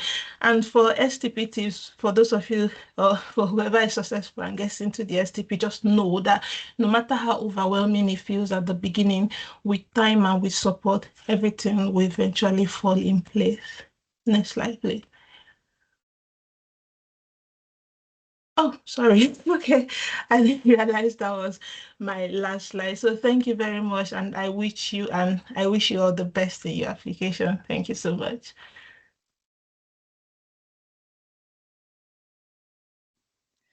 Hello, so I'm up next. My name is Emma Mackenzie, and I am a newly qualified clinical scientist in bioinformatics. So I started the STP in September of 2022, and then I completed it in September last year, and I did the clinical bioinformatics genomics specialism. Next slide, please. So what is bioinformatics? I always get that question whenever I say that I'm a bioinformatician, because most people aren't sure what it is. And it is a mix of biology, software engineering, and data science just rolled into one specialism. So within the genomics lab, the bioinformatics team are responsible for creating, running, and maintaining the data analysis pipelines that are used for our next generation sequencing data. And we turn this data from a jumble of letters and bases into a form that can be interpreted by the other clinical scientists. So this involves a number of steps of aligning to a reference genome, doing some variant calling, quality control, which we will review when we're processing a run, and then filtering down to just variants that are known to be in genes that are clinically relevant for someone's condition. So the goal is to identify these variants that could be causing a patient's condition, and then other clinical scientists will do the interpretation to identify those that are clinically relevant. So our day-to-day work in bioinformatics is quite varied.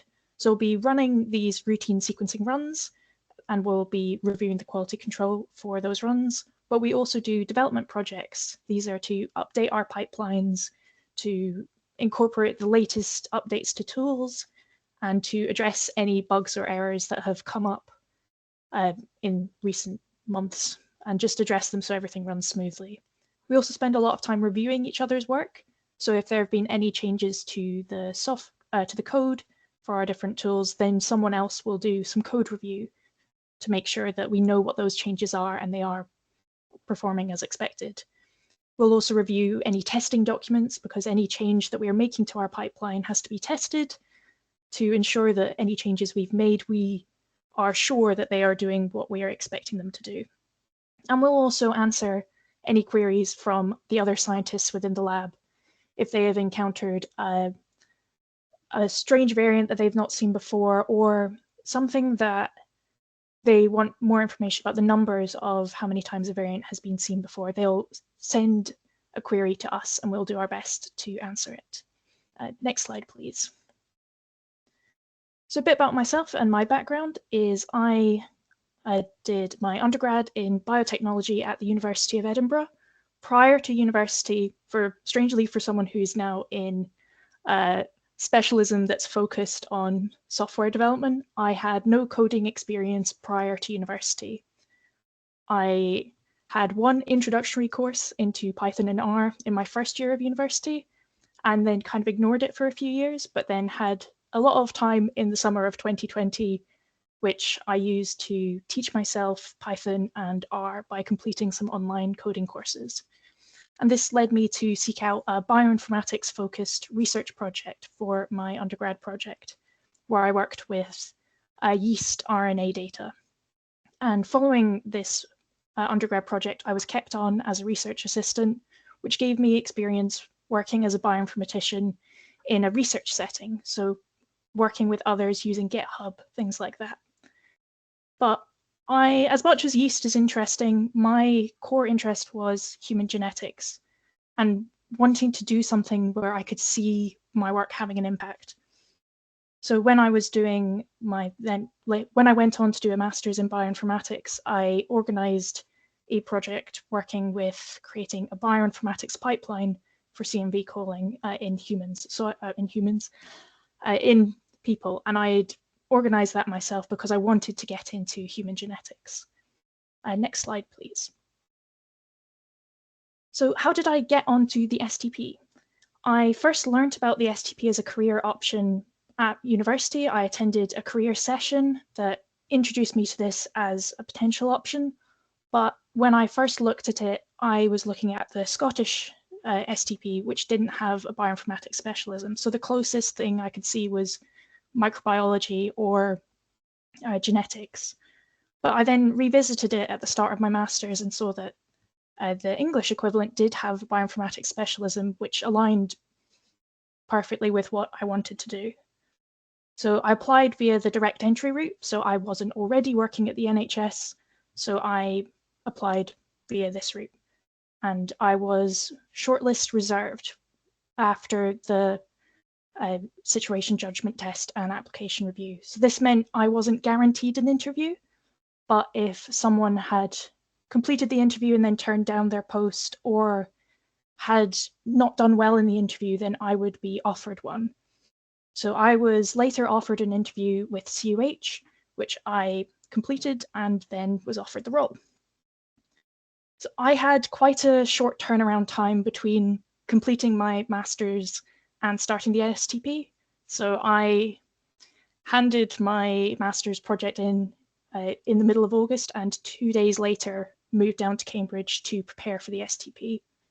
But because of this short turnaround time, during the pre-employment checks, I needed to show that I had completed education before starting the STP, because you're not allowed to be doing other courses at the same time.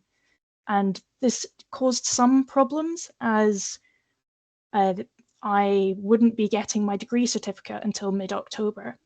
But I was able to work with the pre-employment checks people, and I provided a certificate of matriculation, which included the official course end date and a signed letter from the university, which showed that the end date of the course was in August, though I wouldn't get the completed results.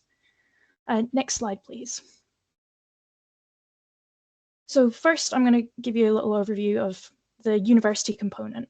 So with the STP, you have the university component and the workplace component.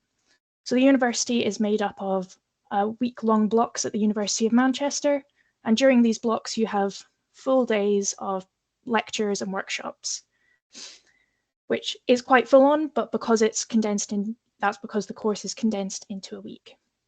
With accommodation, everything is taught in person at the University of Manchester, so I did have to sort accommodation myself, but we have a training budget on the STP, which means this can be used to cover travel and accommodation costs.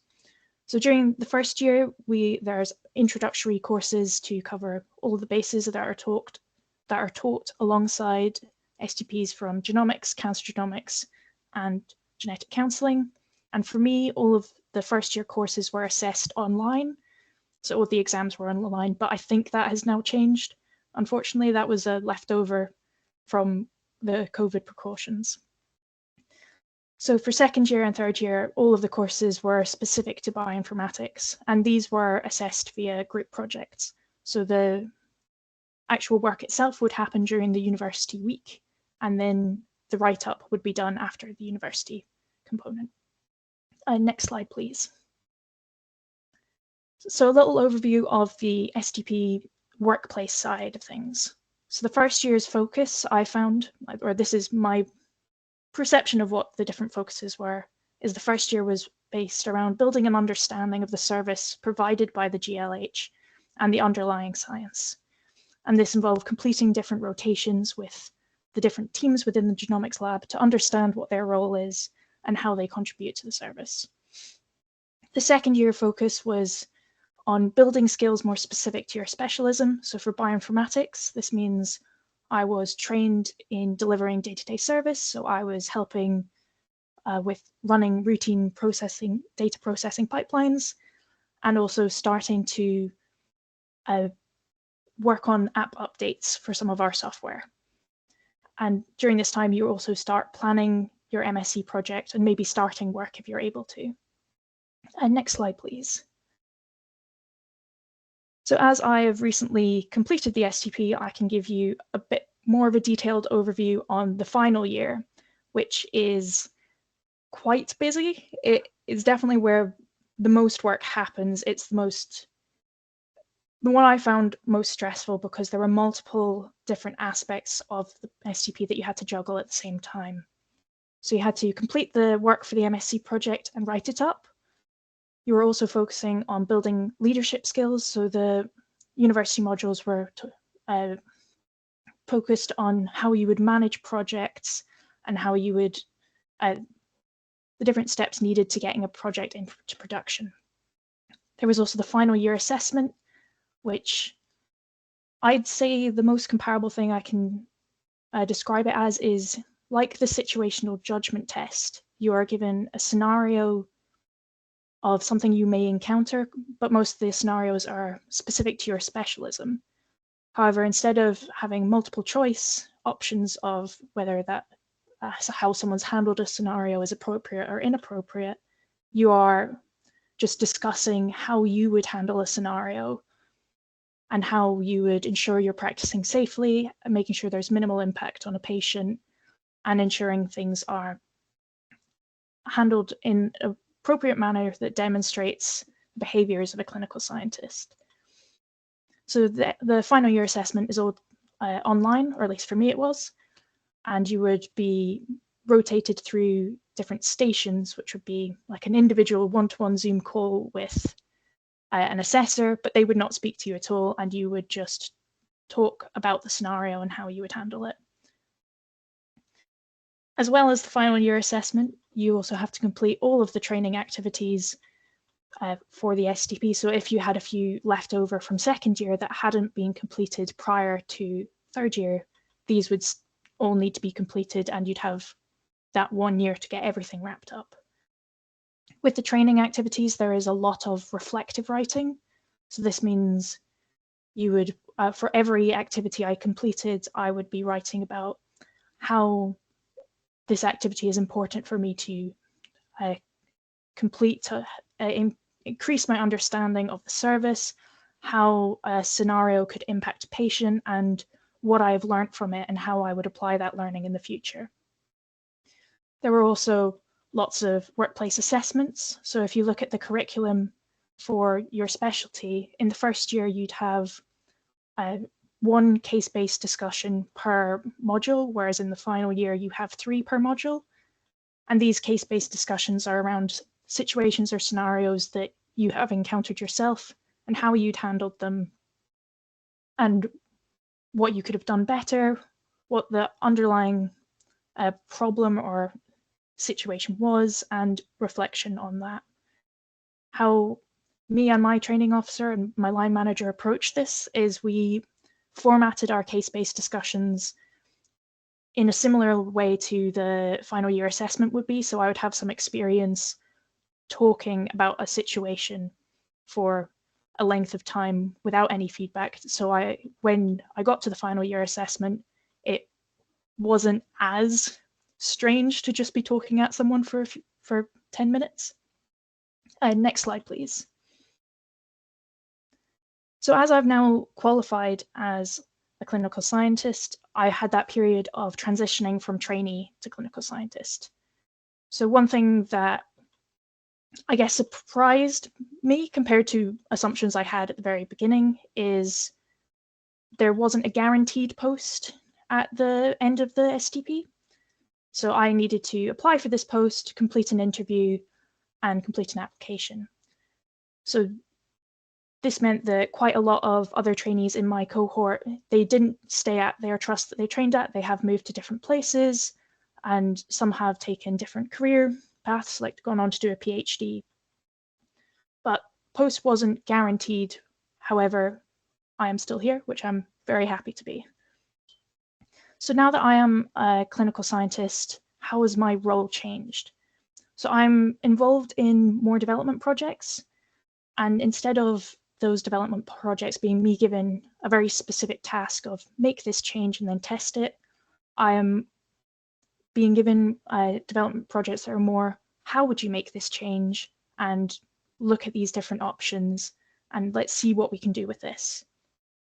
I'm also part of escalation routes for 2 of our routine pipelines. So this means if something goes wrong, people will come to me now, and I will do the sort of first level of troubleshooting and checking to see if I can find a solution or a reason something has gone wrong, and then I can escalate it up to our band 8s. I'm also now an assessor. So this means instead of submitting training activities myself, people are submitting them to me and I am reviewing them, which is new, and I'm still getting support from other members of my team to do this. And finally, I'm still learning. So as I said, I'm learning to be an assessor. I am learning to be a leader. I'm also still developing my bioinformatics skills. One of the development projects I've been involved in is looking at how we could use AWS to store data, which I'd never encountered before. So me and the people who are involved in that project are completing courses to learn about this and see it as an option. Next slide, please. So some thoughts on the STP as a course is I've found it really rewarding. I've really enjoyed it. And I like that I can feel that I'm contributing to the health service and that my skills are being used. I've also really enjoyed the opportunities that I've had through the STP. So I've been able to attend and present at conferences. I've been able to sit in on appointments as part of the genetic counselling rotation, which I would not have been able to do if I'd gone through a different role. I'd not be able to see patients face to face and how the genetic service benefits them. I think another highlight was the individual professional development module, which for mine, I sat with the cancer team and observed how they were working, similar to a rotation, except my task and goal was to see where, as a bioinformatician, I could improve their service. And they all flagged a small change that I could easily make that would have made a massive difference, but because the bioinformatics team weren't sitting in with them, it hadn't been made before. So I was able to make that change and improve service myself. Completing the STP has also helped me develop as a professional. So I'm now HCPC registered, and I've got this I've now completed the master's in genomics or clinical science.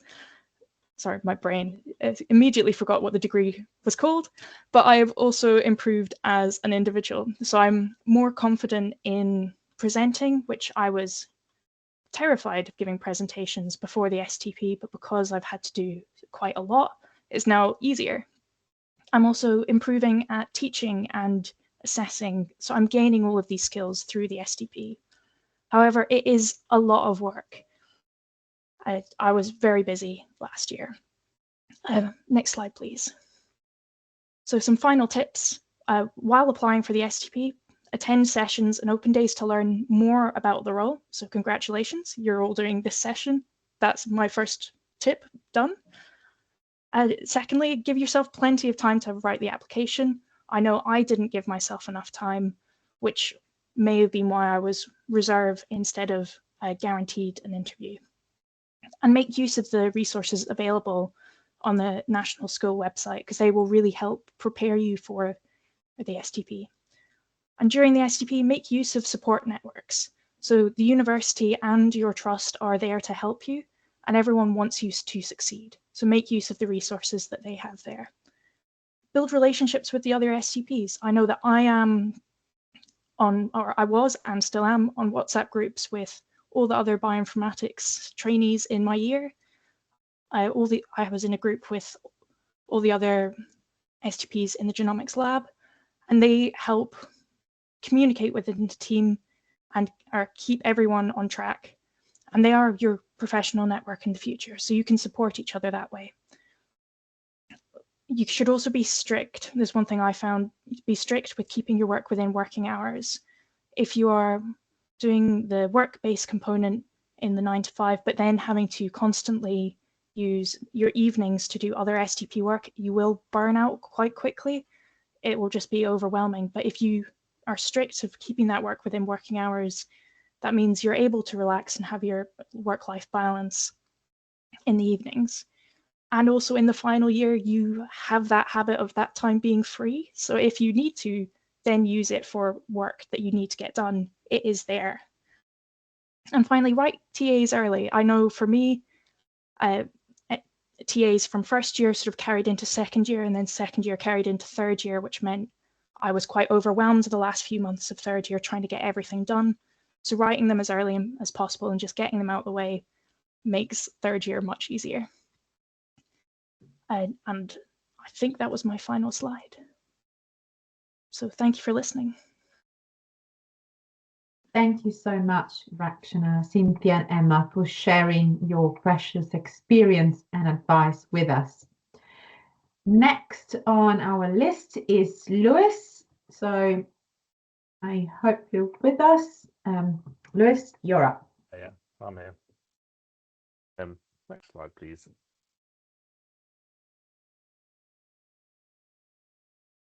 Hi, everyone. Yeah, slightly different perspective, hopefully, coming through this way. So obviously you've heard from various different STPs, and that's quite interesting actually listening to everyone. So yeah, good job, you guys. It's quite nice to see it from that side of things.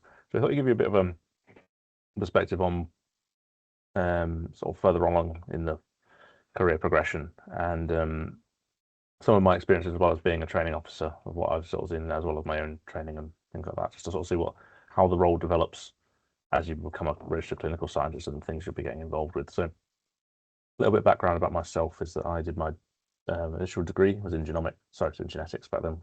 Didn't use the term genomics back when I did it at the university, and that was in Nottingham. And then I was able to get a trainee clinical scientist role straight from university. And this was prior to the STP, so this was what we used to call the A grade training. So at that point, it was a 4-year training program. Didn't have quite the same structured curriculum as is available now. And it didn't come with a master's or anything like that, but it was sort of more work-based training. So I was able to register in 2011 because there's always sort of rolls into the next year.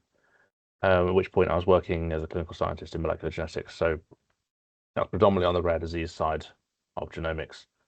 And after doing that for about 4 years at the time, I was offered the chance to enroll in the National Schools HSST program, the highest specialist scientific training. So it's basically the next step on from the STP, which involves a doctorate level training. It's sort of a 5-year program where you have sort of leadership and management modules. You have a not quite PhD equivalent, but so you have a large research project, and you have to pass through various sort of clinical exams to sort of show knowledge of your specialism. And so that was as I said, a 5-year program, which I was completed in 2020. That, as well as my general experience working in molecular genetics, enabled me to obtain a senior scientist position again in molecular genetics. So the next level up from being a lot more sort of authorization experience and that sort of thing, being a senior scientist and sort of managing usually a subset of disorders or the testing for sort of a collection of diseases. And adding on to that, I was able to, I was asked to be a departmental training officer in 2023 as our previous training officer retired. And from there, I was a principal clinical scientist for a short period, which is basically our sort of, again, the next step up at least in Nottingham from our naming terms. From a senior clinical scientist at the time, I was basically looking after the whole of the rare disease service, which then turned into a consultant clinical science position a few months ago. So I know there's not much detail in that, but that's sort of the general progression. So go to the next slide, please. I'll try and explain a bit more about how that works into it. So yeah, basically this is what overview of what I was going to do. So I was going to talk to you a little bit about the role of a senior clinical scientist and my role as a consultant clinical scientist, how that differs from the role of a registered clinical scientist. A little bit then on my other role as a training officer, just sort of seeing things from the other perspective, and then some from my experience of what the STP, and some of the progression tips there and some of the application things. Next slide, please. So this is sort of, some of this is senior clinical scientist, some of it's consultant. The line is a bit blurry about exactly which bits become where, but the general gist of it, sort of in comparison with a or sort of as a role as a whole, you'll be expected to be authorizing quite complex reports. Probably still be doing some analysis as well for the first line. Generally, you tend to sort of collect more things as opposed to stop doing stuff. So as a senior clinical scientist, you'll usually be doing a lot of the same things as a regular clinical scientist would be doing, but then sort of adding it onto that. And like one of those things is usually an authorization of quite complex reports. And most departments, the more complex reports will tend to go to the more senior scientists for authorization. You've got a big part of the role. Again, this is something that clinical scientists will always be doing, but it's sort of the higher up the pyramid you get, the more challenge you'll be doing giving scientific advice, and that's internally and externally. So you'll be trying to offer, whether that's just talking to your colleagues about testing, about the results, that sort of thing, as well as giving advice to clinicians about what sort of tests they might want, what our results mean, whether that's attending MDT and that sort of thing. And basically taking a little bit more, I put it at the bottom of the list, but it sort of comes into it a lot, basically accountability and responsibility for those sorts of decisions, whether that's internally, again, or externally. What also starts to come in, well, sort of away from the scientific, is actually quite a lot of the parts of the role from a more senior scientist. It's the people management. So you will likely be line managing people, whether that's covering annual leave, whether it's covering sick leave, return to work, conversations, appraisals, and that sort of thing. But there's also a lot of training involved in that, whether that's helping your team develop, whether it is actual, pointed in the right direction, or whether it is actually doing the training yourself. A lot of senior scientists are quite heavily being involved in training because they'll probably coordinate training of others within their section. So this one's, and then the next one is sort of quite specific to my role. So as a consultant clinical scientist, I'm involved in was actually the senior management team for our service. And that's looking at things like strategy and how the lab is running as a whole, looking at the quite high level data about how we're doing on turnaround times, how we're doing on quality things, on incidents, and that sort of level of overview. So again, a lot of things that aren't just purely scientific, but it's using that scientific knowledge that you've gathered over the years to help make decisions for the department that are scientifically sound and safe. Another role, which is actually quite interesting part, is sort of overseeing validations. Again, the higher you go, the less likely you are to actually be doing the validation yourself, but you tend to oversee and help with the planning. You may be looking at the results, you might be helping tidying up the wording of things to make sure it fits from a quality point of view, as well as just sort of seeing that as part of that validation, have you covered as much stuff as you would want to, so that test is safe, and does it actually fit for purpose to use in the laboratory? And using that experience that you've gained over those years to try and say, like, oh, have you thought about this, or have you thought about this, or how would this work in this context, and that side of things. And then following from that is, again, other parts of the quality management in genomics and any other scientific discipline. Getting away from the quality management system and quality in general is it's not possible. They are very much interlinked. And that's something worth thinking about when you're writing applications as well, is that a lot of what we do is not purely just analyzing data and reporting it.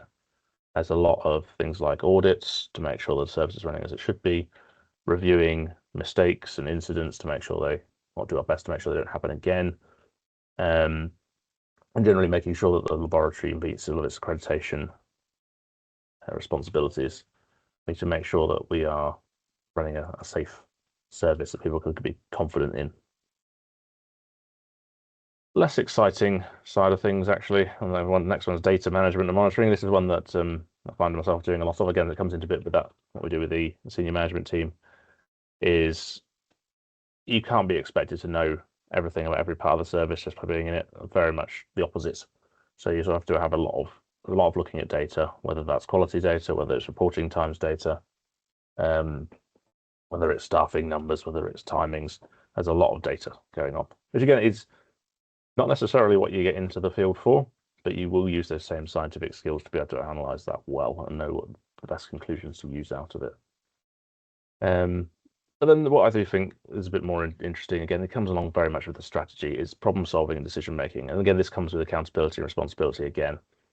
Is that as a senior scientist or a consultant scientist, you will be expected, and it is very much part of the role, to make a lot of decisions with people. often you'll come to people will come presenting some data. They may well know what they think the solution should be and what the decision is best, but then you will be taking that accountability to say, yeah, I agree with you, let's do this, or to say, actually, I don't agree with you, I think we need to do something slightly different.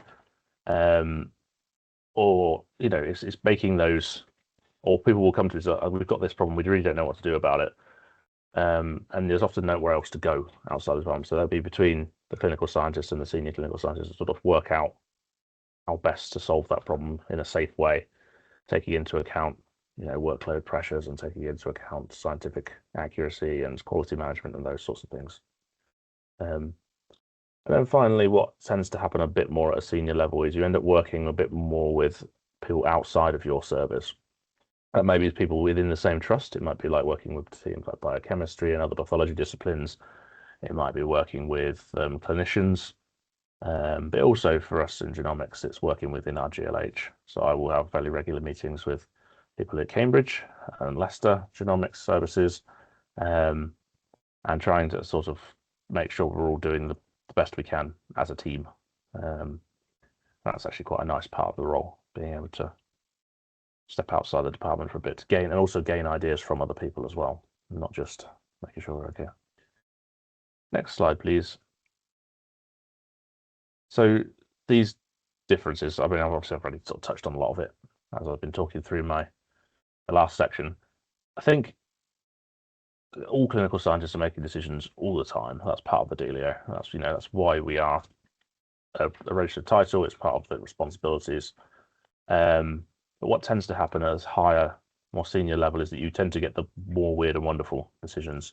So I tried to break this down to things like the unexpected, the atypical, and the unknown. So things that we found a genomic variant in a case, and it just doesn't quite fit the right pattern that we would expect. And how do we go about deciding whether that is pathogenic or not? Or if we found something like we found an error, and how do we go about dealing with that? Something that we wouldn't normally expect to see. How do we go about communicating that to clinicians?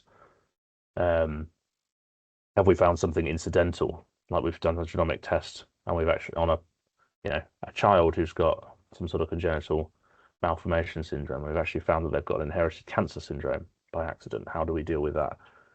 And who do we communicate with? Those are the sorts of differences, I think, at a senior level, and that is quite an interesting part of the job. The downside of it is, again, the accountability responsibility that you can't usually just push it up somewhere else to someone else to deal with. You have to sort of just make those decisions using your experience to make sure, again, it's safe. And the other, again, a bit like I've already touched on this one, but the outward face of the department is communicating with clinicians, it's communicating with your peers in other services. As a registered clinical scientist, you do some of that, whether it's just responding to emails and things, but generally most of your communication is internal within the service. And then as a senior, you'll be a little bit more expected to deal with things like complaints and concerns, as well as strategy and looking at ideas and how things are working together. And then obviously they're coming in with the things like the line management I've already talked about. That's sort of, with that is that planning other people's development and not just looking at your own. Again, as a regular clinical scientist, you'll probably be working with technical staff and other clinical scientists and trainees. But usually that would be under some direction of a senior scientist somewhere, giving you a bit of direction and guidance. So, and then again, usually as a clinical scientist, you wouldn't not be getting involved too heavily in the strategy. You would, in terms of you probably work with a senior scientist, but you wouldn't necessarily be making those decisions, or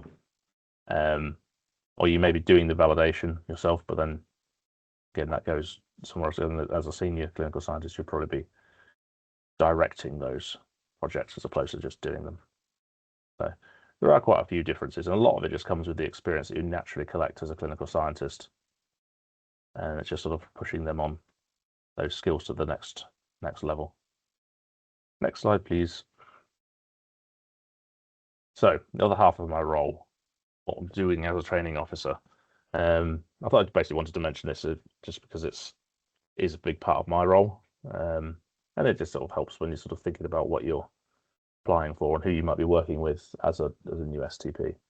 Some of the more obvious parts of it are things like coordinating your training for the STPs. It's making sure that their rotations are available, making sure they know who they're talking to at the rotations, making sure they happen in a timely way, making sure that once those rotations are done, trainees have got time to write up their training assessments, making sure things are on track.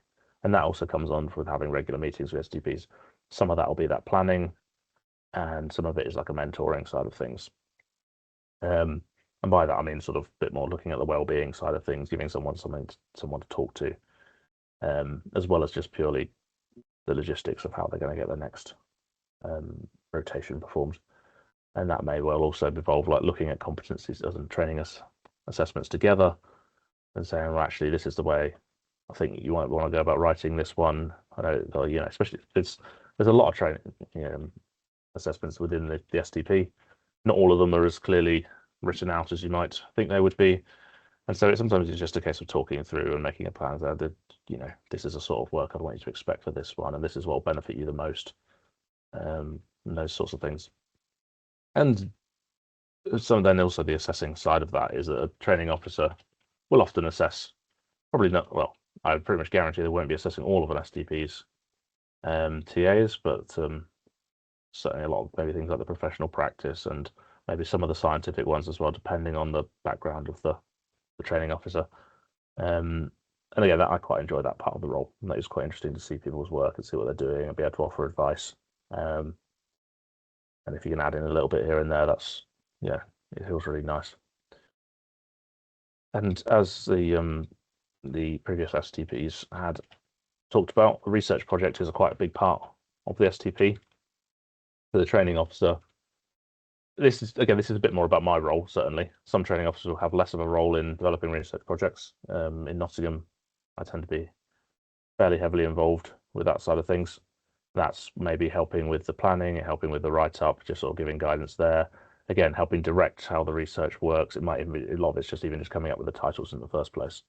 And then working with the STP to work out what would actually we think is possible within the time frames, making sure things are on track, and those sort of aspects to the role. And then finally, again, this is a bit more of a me thing, but as a training officer in Nottingham, one thing we do, well, I haven't actually also put on here, is that we also meet quite regularly across GLH and meet with the other training officers and training managers across the GLH to see how we're all doing, compare what we're doing, and help each other. But internally, our training officer also, so we have a training meeting monthly, and part of that is not just talking about STPs, but it's going wider than that. It's like CPD for other staff where we might have other training needs, and trying to oversee training as a whole, because it's not just STPs inside these. Basically, everyone is undergoing training all the time, and trying to coordinate that, whether that's learning new techniques from a technical side, whether it's learning the science that underpins technical things, whether it's other scientists who are already registered learning new aspects. There's a lot of ongoing training in CPD. Next slide, please. So finally, I was trying to think of some of the things that I would recommend for when you do start the STP. It's less about applications here than this is more about actually when you're doing your STP. So in fact, it's not just STP, to be honest. This is probably a good advice for even registered clinical science or anyone working in our scientific fields. Is my biggest tip would be to take any opportunities you can to get involved in their activities, even if it doesn't necessarily look like it directly involves one of your training assessments. I think I find our best STPs tend to be those people who are willing to get involved and volunteer and help people out with things. Like someone say, oh, can anyone help me with this audit? That's the sort of thing you might want to do. Audit will come up somewhere in the curriculum, but also you learn a lot about the service by sort of stepping outside of the pure curriculum things. Obviously, there's a balance there. You can't do everything, and you do need to make sure you do stick to the curriculum to some extent and make sure you actually get your TAs done. But I think you'll find there's a much more rounded trainee by being able to get involved in other things. Again, some of that might be quality, some of it might be helping out our scientific service that's not directly named in the curriculum. Like cystic fibrosis, for example, comes up loads. Trainees will definitely cover cystic fibrosis. But it might be that we want to look at, need some help with something else like hemochromatosis, which isn't specifically named. You can probably still generalize some of that to your TAs, but you still learn things at the same time, and it may be just learning to help about referrals and that sort of things. And I think that this doesn't just help you, but it also helps if you're seen to be helping other people and working with other people. that tends to come back around. And then when you do need help with a TA somewhere, people are willing to help you. And into that, it's basically being respectful for every other role in the department, whether that's admin, technical, quality, other scientifics. Make sure you treat everyone nicely, and that will really come back round to help you in the STP when you need help, so that you're ready for that. And then the next two, I think, are very much the same.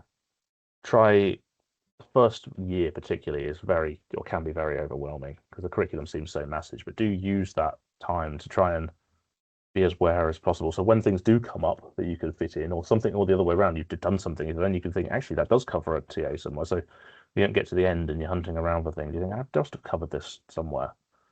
As well as being proactive. And if you're looking at the curriculum, you think, I'm not really sure how this is going to come up. It'll fit with my training program at the moment, that sort of thing. You could talk to your training officer about that and say, actually, how do we cover this? Or when will we cover this sort of thing?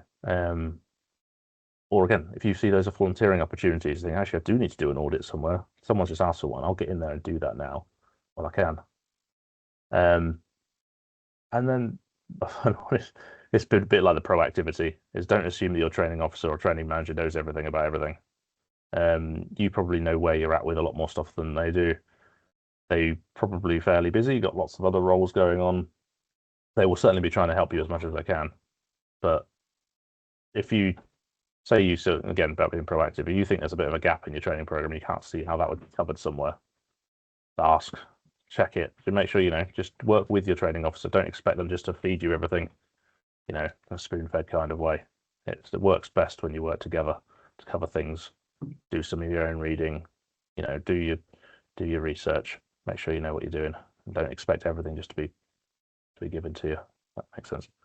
And then finally, with along all of this, just keep asking questions. Ask, you've got a huge resource there within the department. Ask questions about everything. You want to learn, want to know what's going on. Don't be annoying, but just ask people. If you want to know something, ask.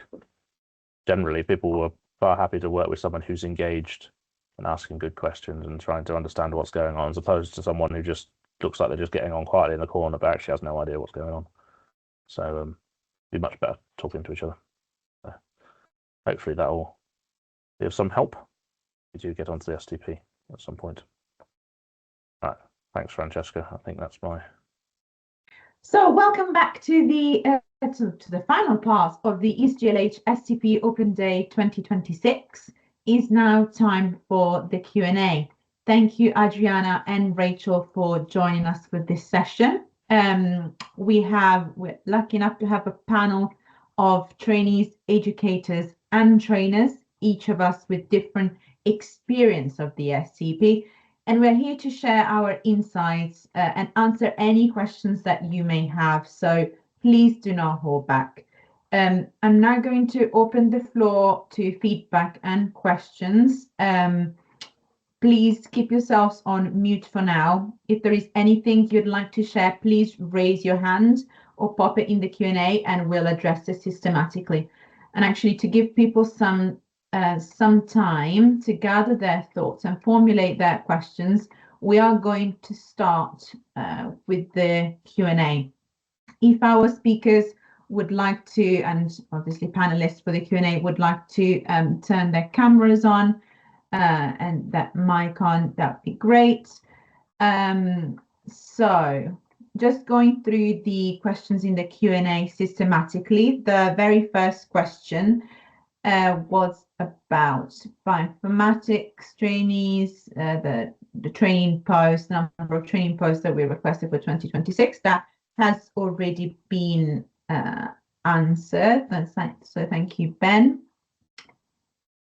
And next question is, when describing our understanding of the role of a healthcare scientist, are you looking for detailed information about the role, or are you looking for a big picture description of their overall role in healthcare? Who would like to take this question? I think anyone on the panel can answer that, really. Yeah, I'll take that one if you want. Go ahead. So, but again, it's when we mark these, the mark scheme isn't particularly it's not like they have to say exactly this or they have to say exactly that. So it's a bit of a pinch of salt. Personally, I find the best answers in the application process are a little bit of both, just to be awkward.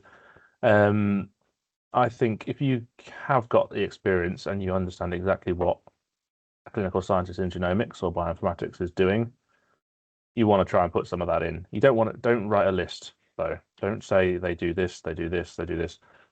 You want to say that that they might be using genomic data to help, but to not just say what they're doing, but say what it means. And that's the bit that really shows the understanding of what someone does.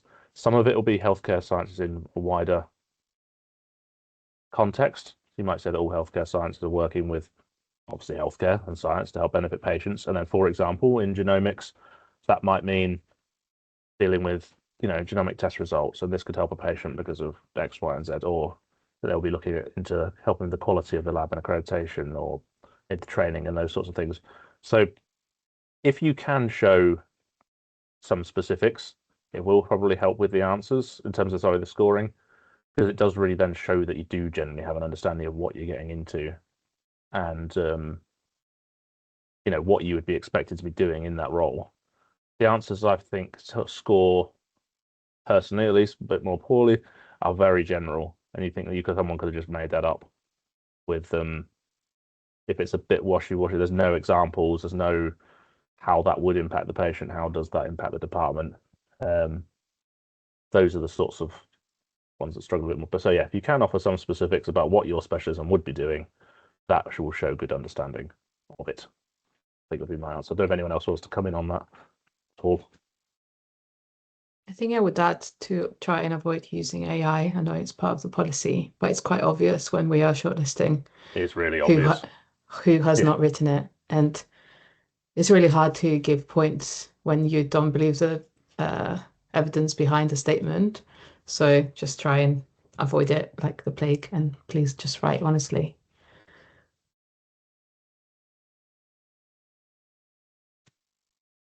Thank you both. I hope this answers your question, Amalia.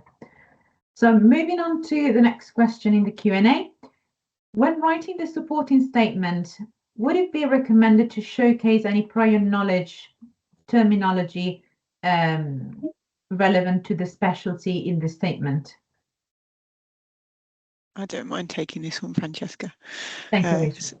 So just to introduce myself, I'm Rachel Newby. I'm one of the principal clinical scientists here at Addenbrooke's, and I've been involved with the STP, since it began in one form or another, but didn't actually sit it myself. But anyway, conscious that we don't want to write your entire form for you, but your supporting statement, I say, if you've got knowledge, absolutely, you can demonstrate it, but you'll kind of be probably demonstrating where it has come from.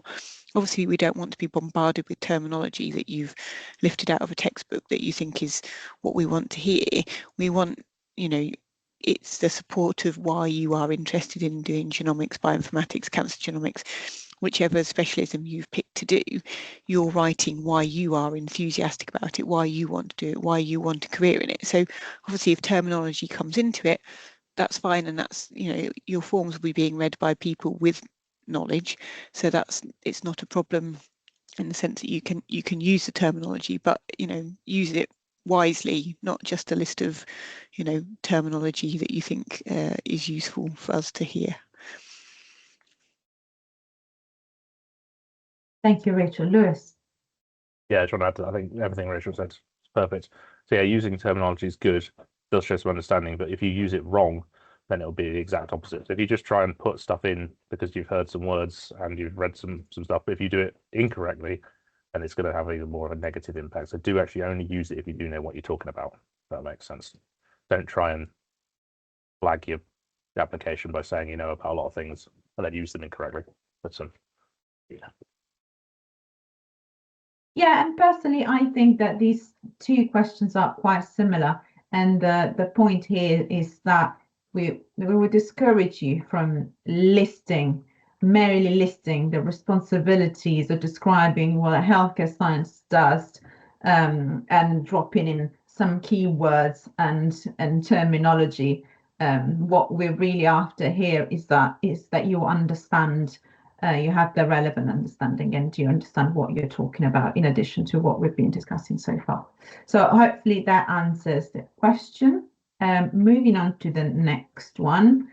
Hi, I made an application last year for the STP and unfortunately I was unsuccessful due to the situational judgment test. Will there be any negative impact if I use the same supporting statement for this year in my application?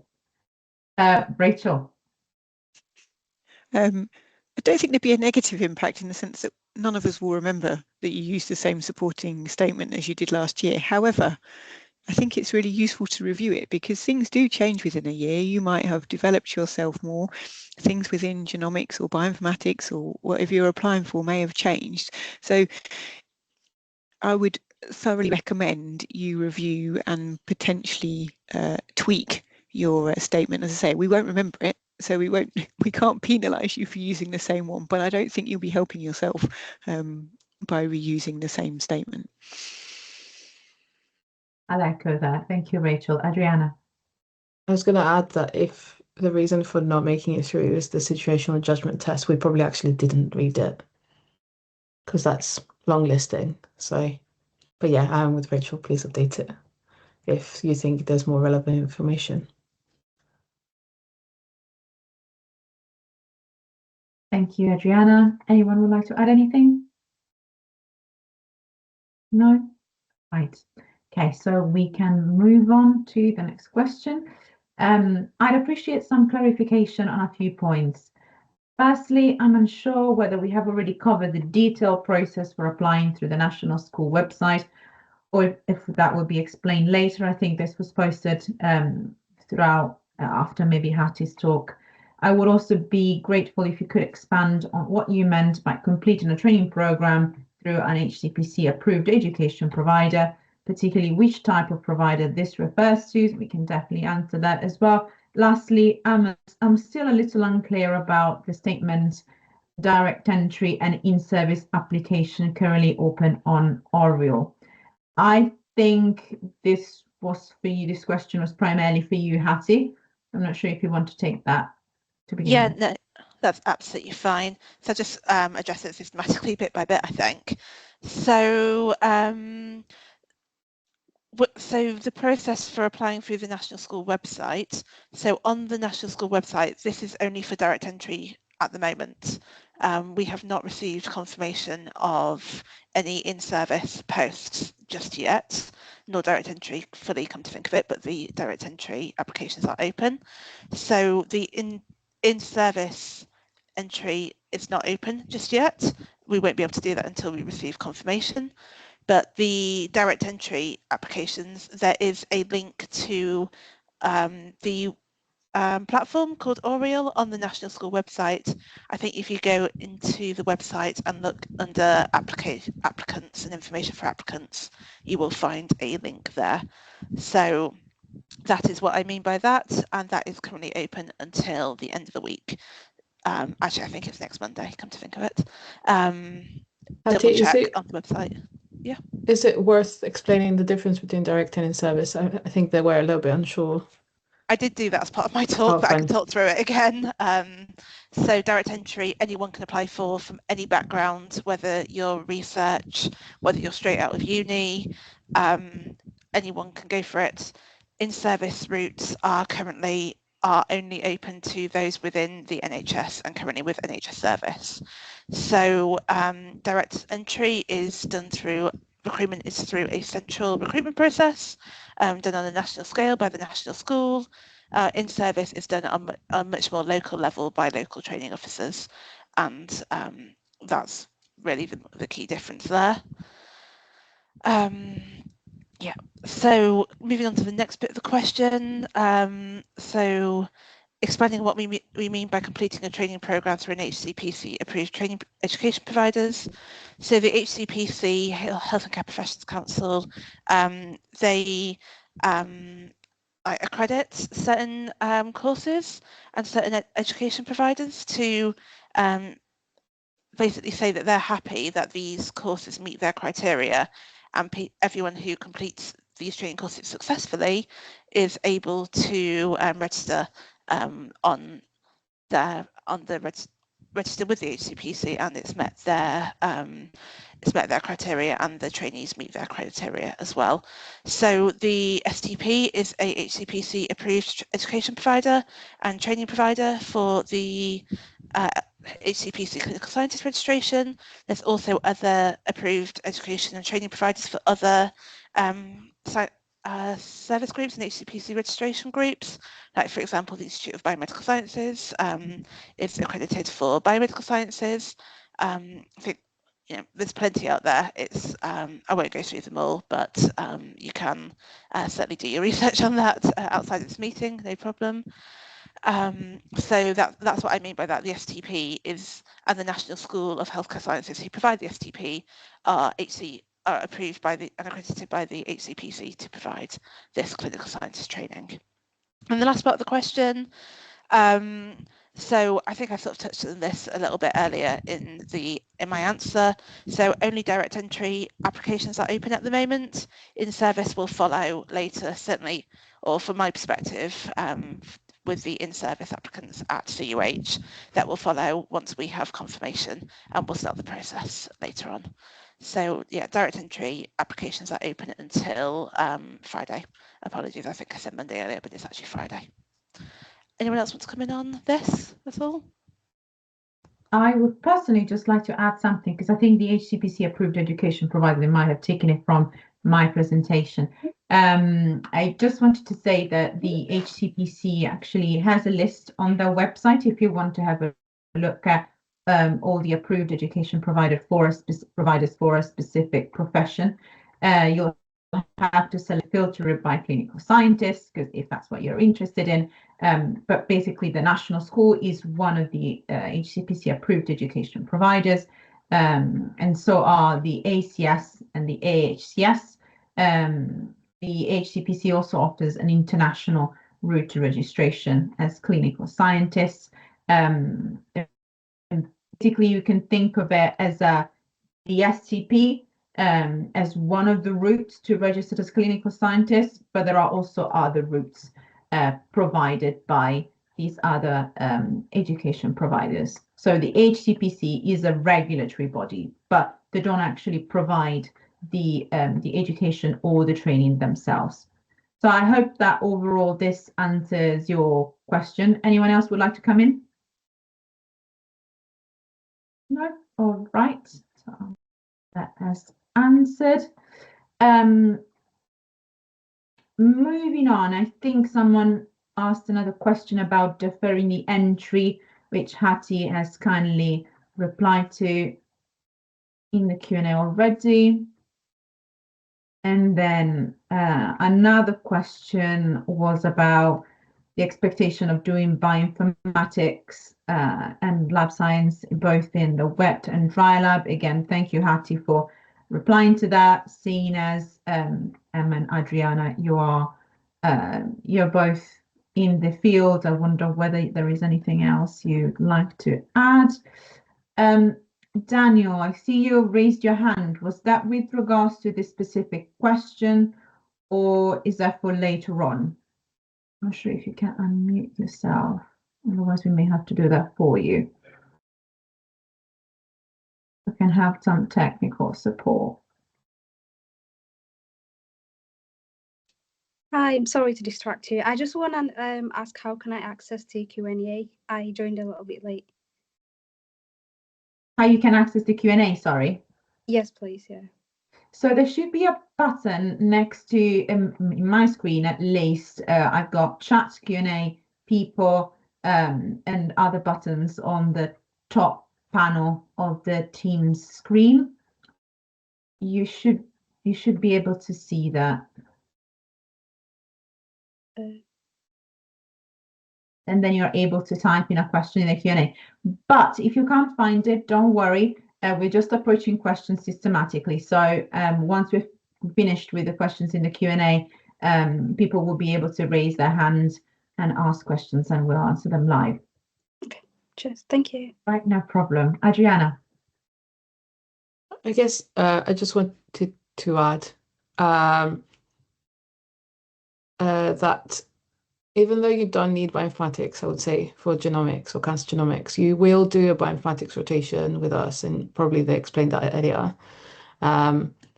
What we had in our feedback this year that people found it interesting, but and very useful. So I wouldn't worry too much about it, but showing a little bit of understanding that bioinformatics is a key component of both of like the work you'll be doing as a genomics and cancer genomics scientist will be useful. But yeah, in your day-to-day life, you're not expected to do any coding unless you like it, and then you could do a hybrid project, but we haven't had any of them. Thank you, Adriana. Right, we do have, oh, Emma, sorry, go ahead. Oh, yes, I just also wanted to add for the master's project, having some bioinformatics skills with analyzing data and being able to make plots and use maybe Python or R would be beneficial. As in, make it easier, but that's something you may come across and you'd use it in that way as well. Thank you. Moving on to the next question, we actually have two very similar questions about the SJT. One person asking what's the best way to prepare for the situational judgment test. Any tips and advice would be much appreciated. And someone else has a very similar question. This is my first time applying for the STP. Do you have any tips for preparing for the SJT, please? Who would like to take that? Cynthia, amazing. So this is just how I prepared for my SJT. So I purchased some resources. I got one from STP blog. It's called SJT Guide, and it's STP blog on Instagram. So I purchased a paid resource from them, and it was really helpful. It helped me to understand the test format as well as just how the test runs as well. There's also another paid resource on job test prep, which I think is expensive, but I didn't really use that one. I used more of the one from STP blog, but I think some people say they are free resources online, but I use the paid resource, if that helps. Thank you, Rakshana. I'll just talk about how I prepared for it because I made several attempts. I kind of did it differently every time. So the beginning, I tried to answer it in a way for every scenario how I would respond to it, but I think that's not what the SJT is looking for. They want to know how you would react to it as a clinical scientist. So reading the NHS Constitution and the person specification helped me sort of get into the head of a trainee clinical scientist. And I used that knowledge to answer the SJT questions. In terms of preparation, I didn't really purchase any online material.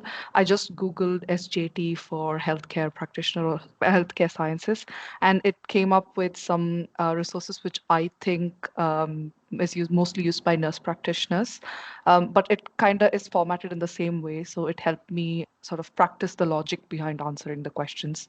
And none of those questions will appear on your SJT, but if you just want to practice the logic, that helps. Thank you, Emma. Hello. There, on the National School of Healthcare Science website, they also have resources that talk about the application, long listing, and situational judgment test. And in that, they link to the website that runs the SJT, the Pearson website. And on that website, there are some sample questions specific for the STP. So I'd highly recommend looking at that as well. Thank you, Emma. Rakshana, I can see your hand is still raised. Is there anything else you'd like to add? No, all right. Okay, I think it's safe to move on. Unfortunately, I was typing as you guys were talking, but I wasn't fast enough. The next question is what kind of things we're looking for in the first question of the application. What is your motivation for applying to the STP and your chosen specialty? Well, I'd like to briefly answer that. I'd like to echo what Rachel said before. We're not here to write the application for you, because there is such a personal thing to do. You know, it needs to be very, very personal and tailored to your experience. Everyone is going to have come from diverse backgrounds. I'm not sure if you have just joined, but if you have, you may have missed some important information. I feel like most of our speakers today have shared their precious experience and some useful insights into what to include in the application. But if any of our panelists would like to add anything else? I think if anything, it's more I don't want to read. I don't want to read stuff like, oh, I really enjoyed biology at school and therefore, make it interesting, bearing in mind how many of these we will read. Give us something juicy, why you really want to, why you're applying. You should know why you're applying. We don't know why you're applying. It's got to be your motivation, not ours. So, we can't really answer that question for you because that, as Francesca just said, that's got to be a real personal thing. As I say, what I would say is I don't want to read is that, I really enjoyed this at school and I did my A-levels and I did this because well, we've all done that and that's not that interesting. So think of something different, why you want to do it, not the run-of-the-mill stuff, but it's your motivation. You know why you're here, why you sat through this seminar this morning. So, be imaginative in your, why you want to be here. Adriana. Thank you. And again, reflection is a big part of it. Adriana. I just wanted to say that there's a big, obviously you're applying to this and getting in is a big commitment on your part, but it's a big commitment from the training trust to train you. There's been a lot of time to train the person that joins in the STP. So in that sense, I want someone that actually wants to do this for the patients, and we are here for the patients. So, and this is the NHS. We're not like a fancy organization that can give you everything you ever need. So I want to see that you understand what it means to work for the NHS, maybe, and what is your goals after, maybe. But that's for me. And again, we want, like, if you apply for a post for CUH, it doesn't mean that only CUH will read. The recruitment is national, so people from not in this core and not in this trust will read your applications, and you'll have more than one person reading them and scoring them. So keep that in mind. Thank you, Adriana. Rakshana, you're next. I think I really struggled with this question because when I was trying to think about my motivation, I thought everything I had experienced was very mundane, and I couldn't pick one specific example of what motivated me. I was just interested. But my advice would be to sort of reflect on your journey so far, and it could have been a YouTube video about a rare disease, or it could have been some course that you attended where you learned about an interesting case, and that would have sparked your interest more than anything else. You could write about that, and I would also advise to make it sound personal, like doing a master's and a bachelor's and trying to write an essay. I think we usually tend to make it into neutral statements because that's what's advised during uni and when you're writing papers. But the personal statement is not like that. Try to make it sound as personal as possible. Maybe, even like a diary entry. Your first draft could be like a diary entry, and then you could build on that. I think that also piques interest when people are reading your personal statement. Thank you, Hattie.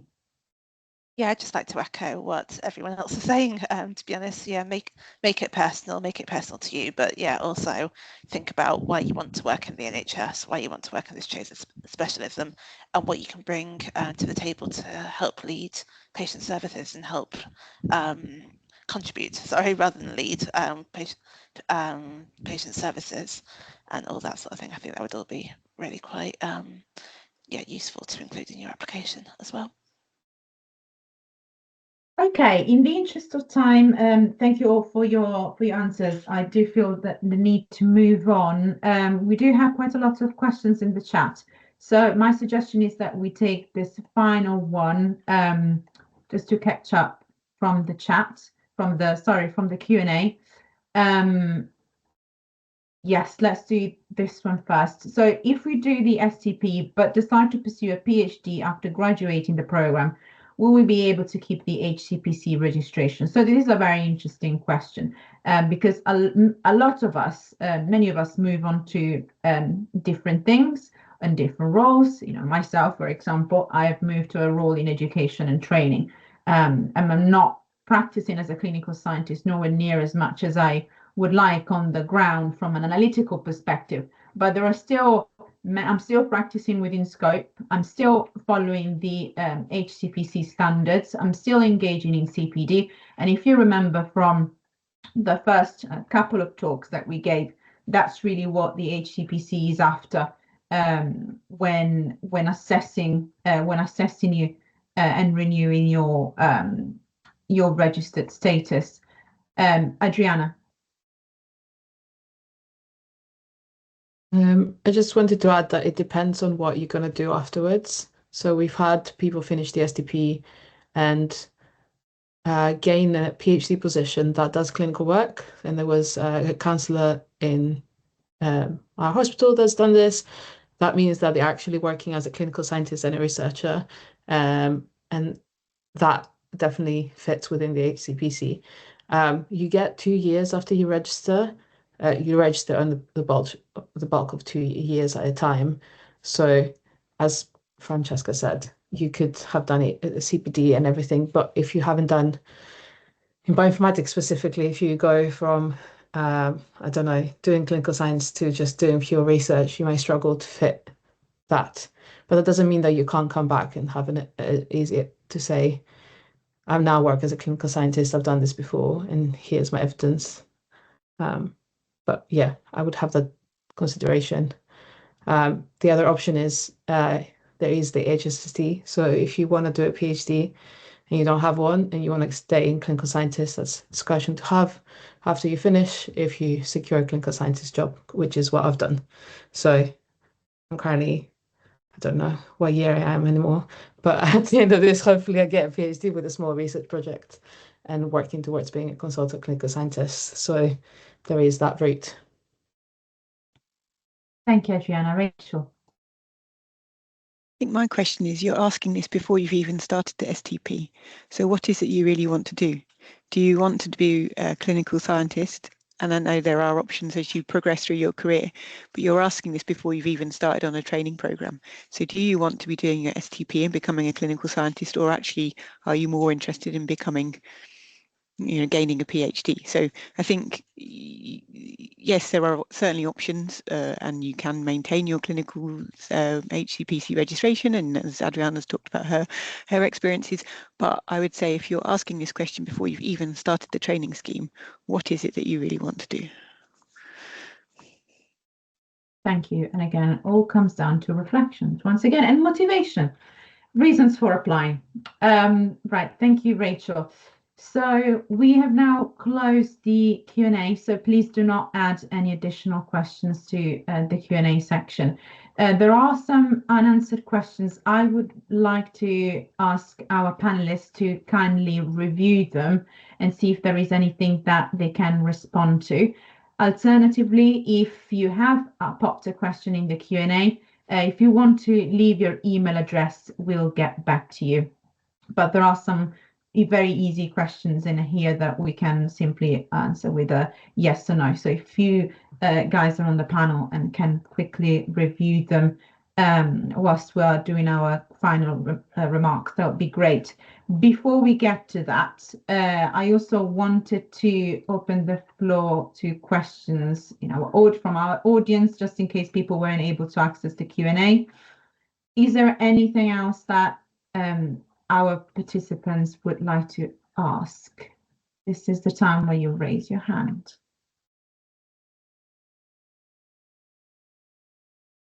Okay, I think we've got 3 people.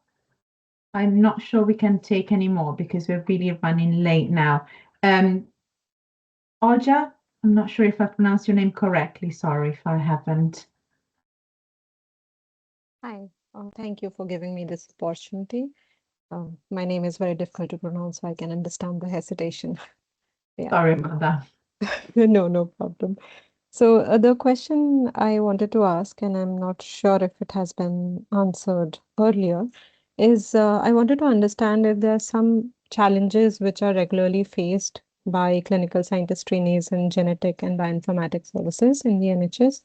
And like I'm asking this regarding the training period as well as while practicing as a clinical scientist in the NHS. Are there any challenges currently that uh, like while training we should be aware of and as a clinical scientist as well? Thank you, Emma. So while training, I'd say most of the challenges I faced came from the changes in the curriculum. So for me, I was the first year where bioinformatics was grouped with genomics and cancer genomics, and this caused some teething issues with the university component as people were trying to figure out the curriculum. There was also a change in the final year assessment for my cohort, and we didn't get any example questions until, well, we didn't get any example questions from the school itself, but had to rely on sort of our other clinical scientists with experience giving us example practice questions. So for me, the main challenges were changes in the curriculum, but I would like to think there aren't going to be more for bioinformatics this year. I can't really comment, but that's where the challenges I've faced on the STP have come from. Thank you, Emma. Any other answers from our panelists? I know that some of this has already been covered in our I could say presentation. from observing trainees, I would say the biggest challenges are getting things done. And I know Emma suggested that, you know, ideally you get it all done in work time. But I think there is also an expectation that you will need to do work outside of work time, because otherwise you're just sitting and writing TAs and various other things during work time, which is then perhaps not the most interesting thing for you. And certainly within my team, it's nice for you to be able to do a bit of service work because you learn more from that service work. So I'd say from the STPs I observe, it is getting everything finished in a timely fashion. And you know, it does get a bit stressful at the end because you've got multiple things pulling you in different directions. However, you know, some of that does come down to the expectation that yes, you can do a lot of work within work hours, but you also do need to do some of it in your own time. I think it's also worth mentioning that this is, I would call, a mature training program. Like, you've done your university and you're joining us for a job. Yes, you're considered a trainee and a master's student, but the best trainees are the ones that show initiative throughout. And what I think it's got mentioned earlier, they're not requiring hand-holding. We expect you to have some level of critical thinking and some level of not autonomy per se. You still have to get permission to do some things, but showing that you understand and showing that you say, oh, I'm going to do this for this competency in X really helps. So if you struggle with that, that will be a challenge to completing the STP, because you need to push yourself more than you get pushed by your training officers. Thank you, Adriana. Okay, moving on to our next question, Daniel. Hi, I just want to ask on the employment section, when I fill the application, is it okay if I include a paid summer internship that related to the specialism that I want to apply?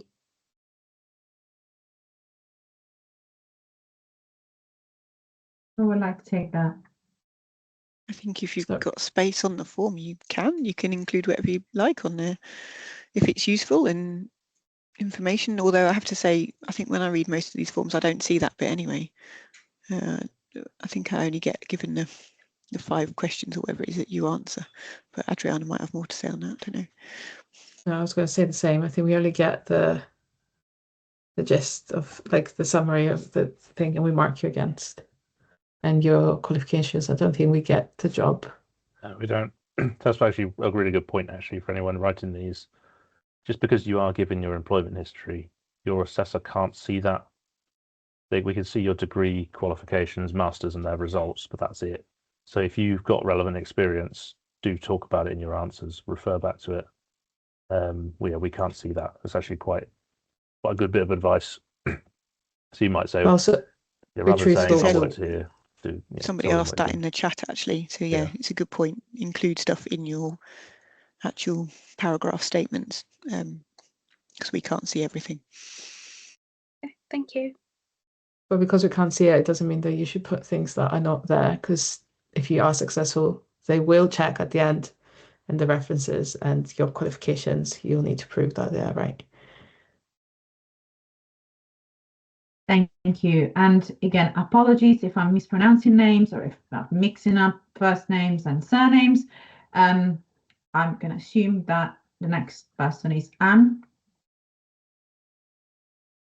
Hi, I'm Anne, and my question is, while I was drafting my personal statement, I came across this one. Also, I'm using the guide provided by STP Perspectives for drafting my personal statement, and for answering the second question of our understanding about the role of a clinical scientist.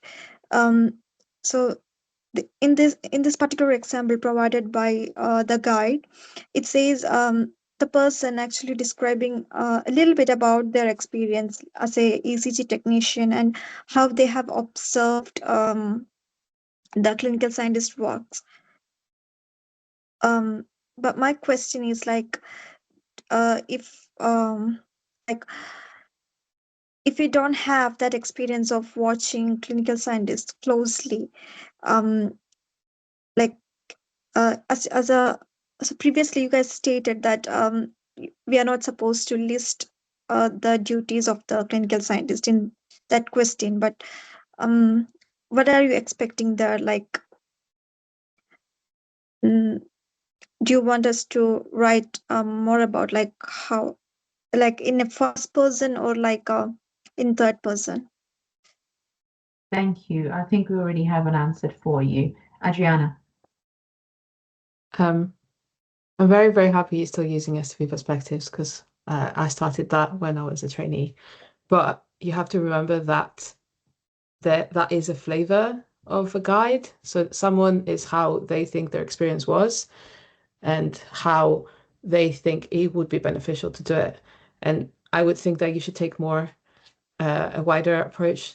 I didn't do any clinical scientists observing, but some, like, obviously it's a positive thing if you went to the shadowing, if you shadowed someone and shows initiative, but there is different ways to show the same things, and just explaining that you understand by your reading or other experiences or someone else you might know.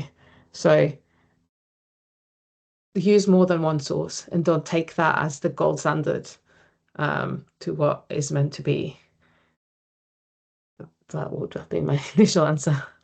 Thank you, Adriana. Cynthia, anything to add? Yeah, I also agree with Adriana that you shouldn't take what you get from one source as the gold standard. So you don't necessarily need to have any experience.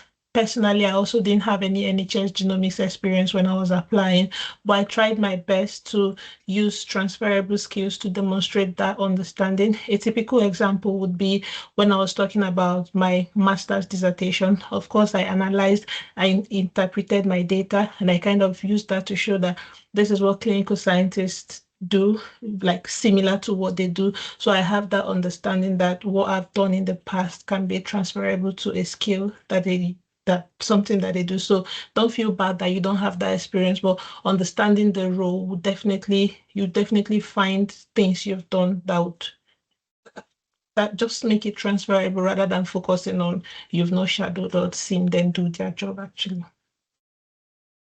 Thank you so much, Cynthia. Unfortunately, we do have to wrap this up. I hope this answers your question. Roshna, I'm conscious that you've been with your hand up for a while. If you want to pop your question in the Q&A, we'll endeavour to answer it before we close this this open day. But we do really need to move on to the final part, which is just a few words, a few, well, closing final remarks.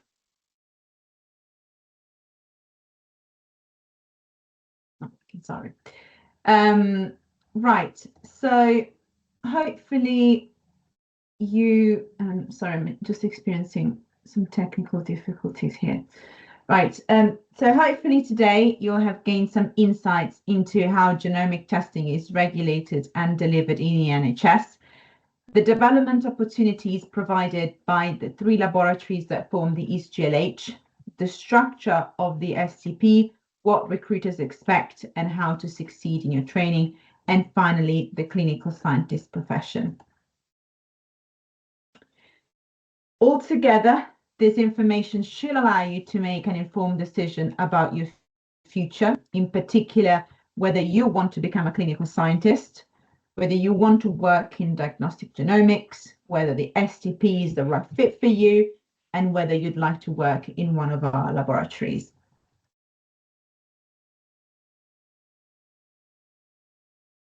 On a final note, seeing as this is our first time running an STP Open Day, it's really important for us to understand what you think and how useful today was. So if you could scan the QR code on the screen, it should take you to a short survey. If you could wait until the end of our session to complete it, your feedback and suggestions would allow us to continue to improve our work and the experience of your future selves. So thank you all for joining us today. We are really grateful for such a warm reception. If you'd like additional information about what we've covered today, you can visit the National Schools website and check out our online platforms by scanning the QR code on this slide here, or email us using the email address provided, genomicslaboratories@nhs.net, and your email will be triaged accordingly. It was lovely meeting you all, and on behalf of our speakers, happy 2026 and best of luck. Thank you. Just put the QR code for the feedback back on the screen. Thank you so much.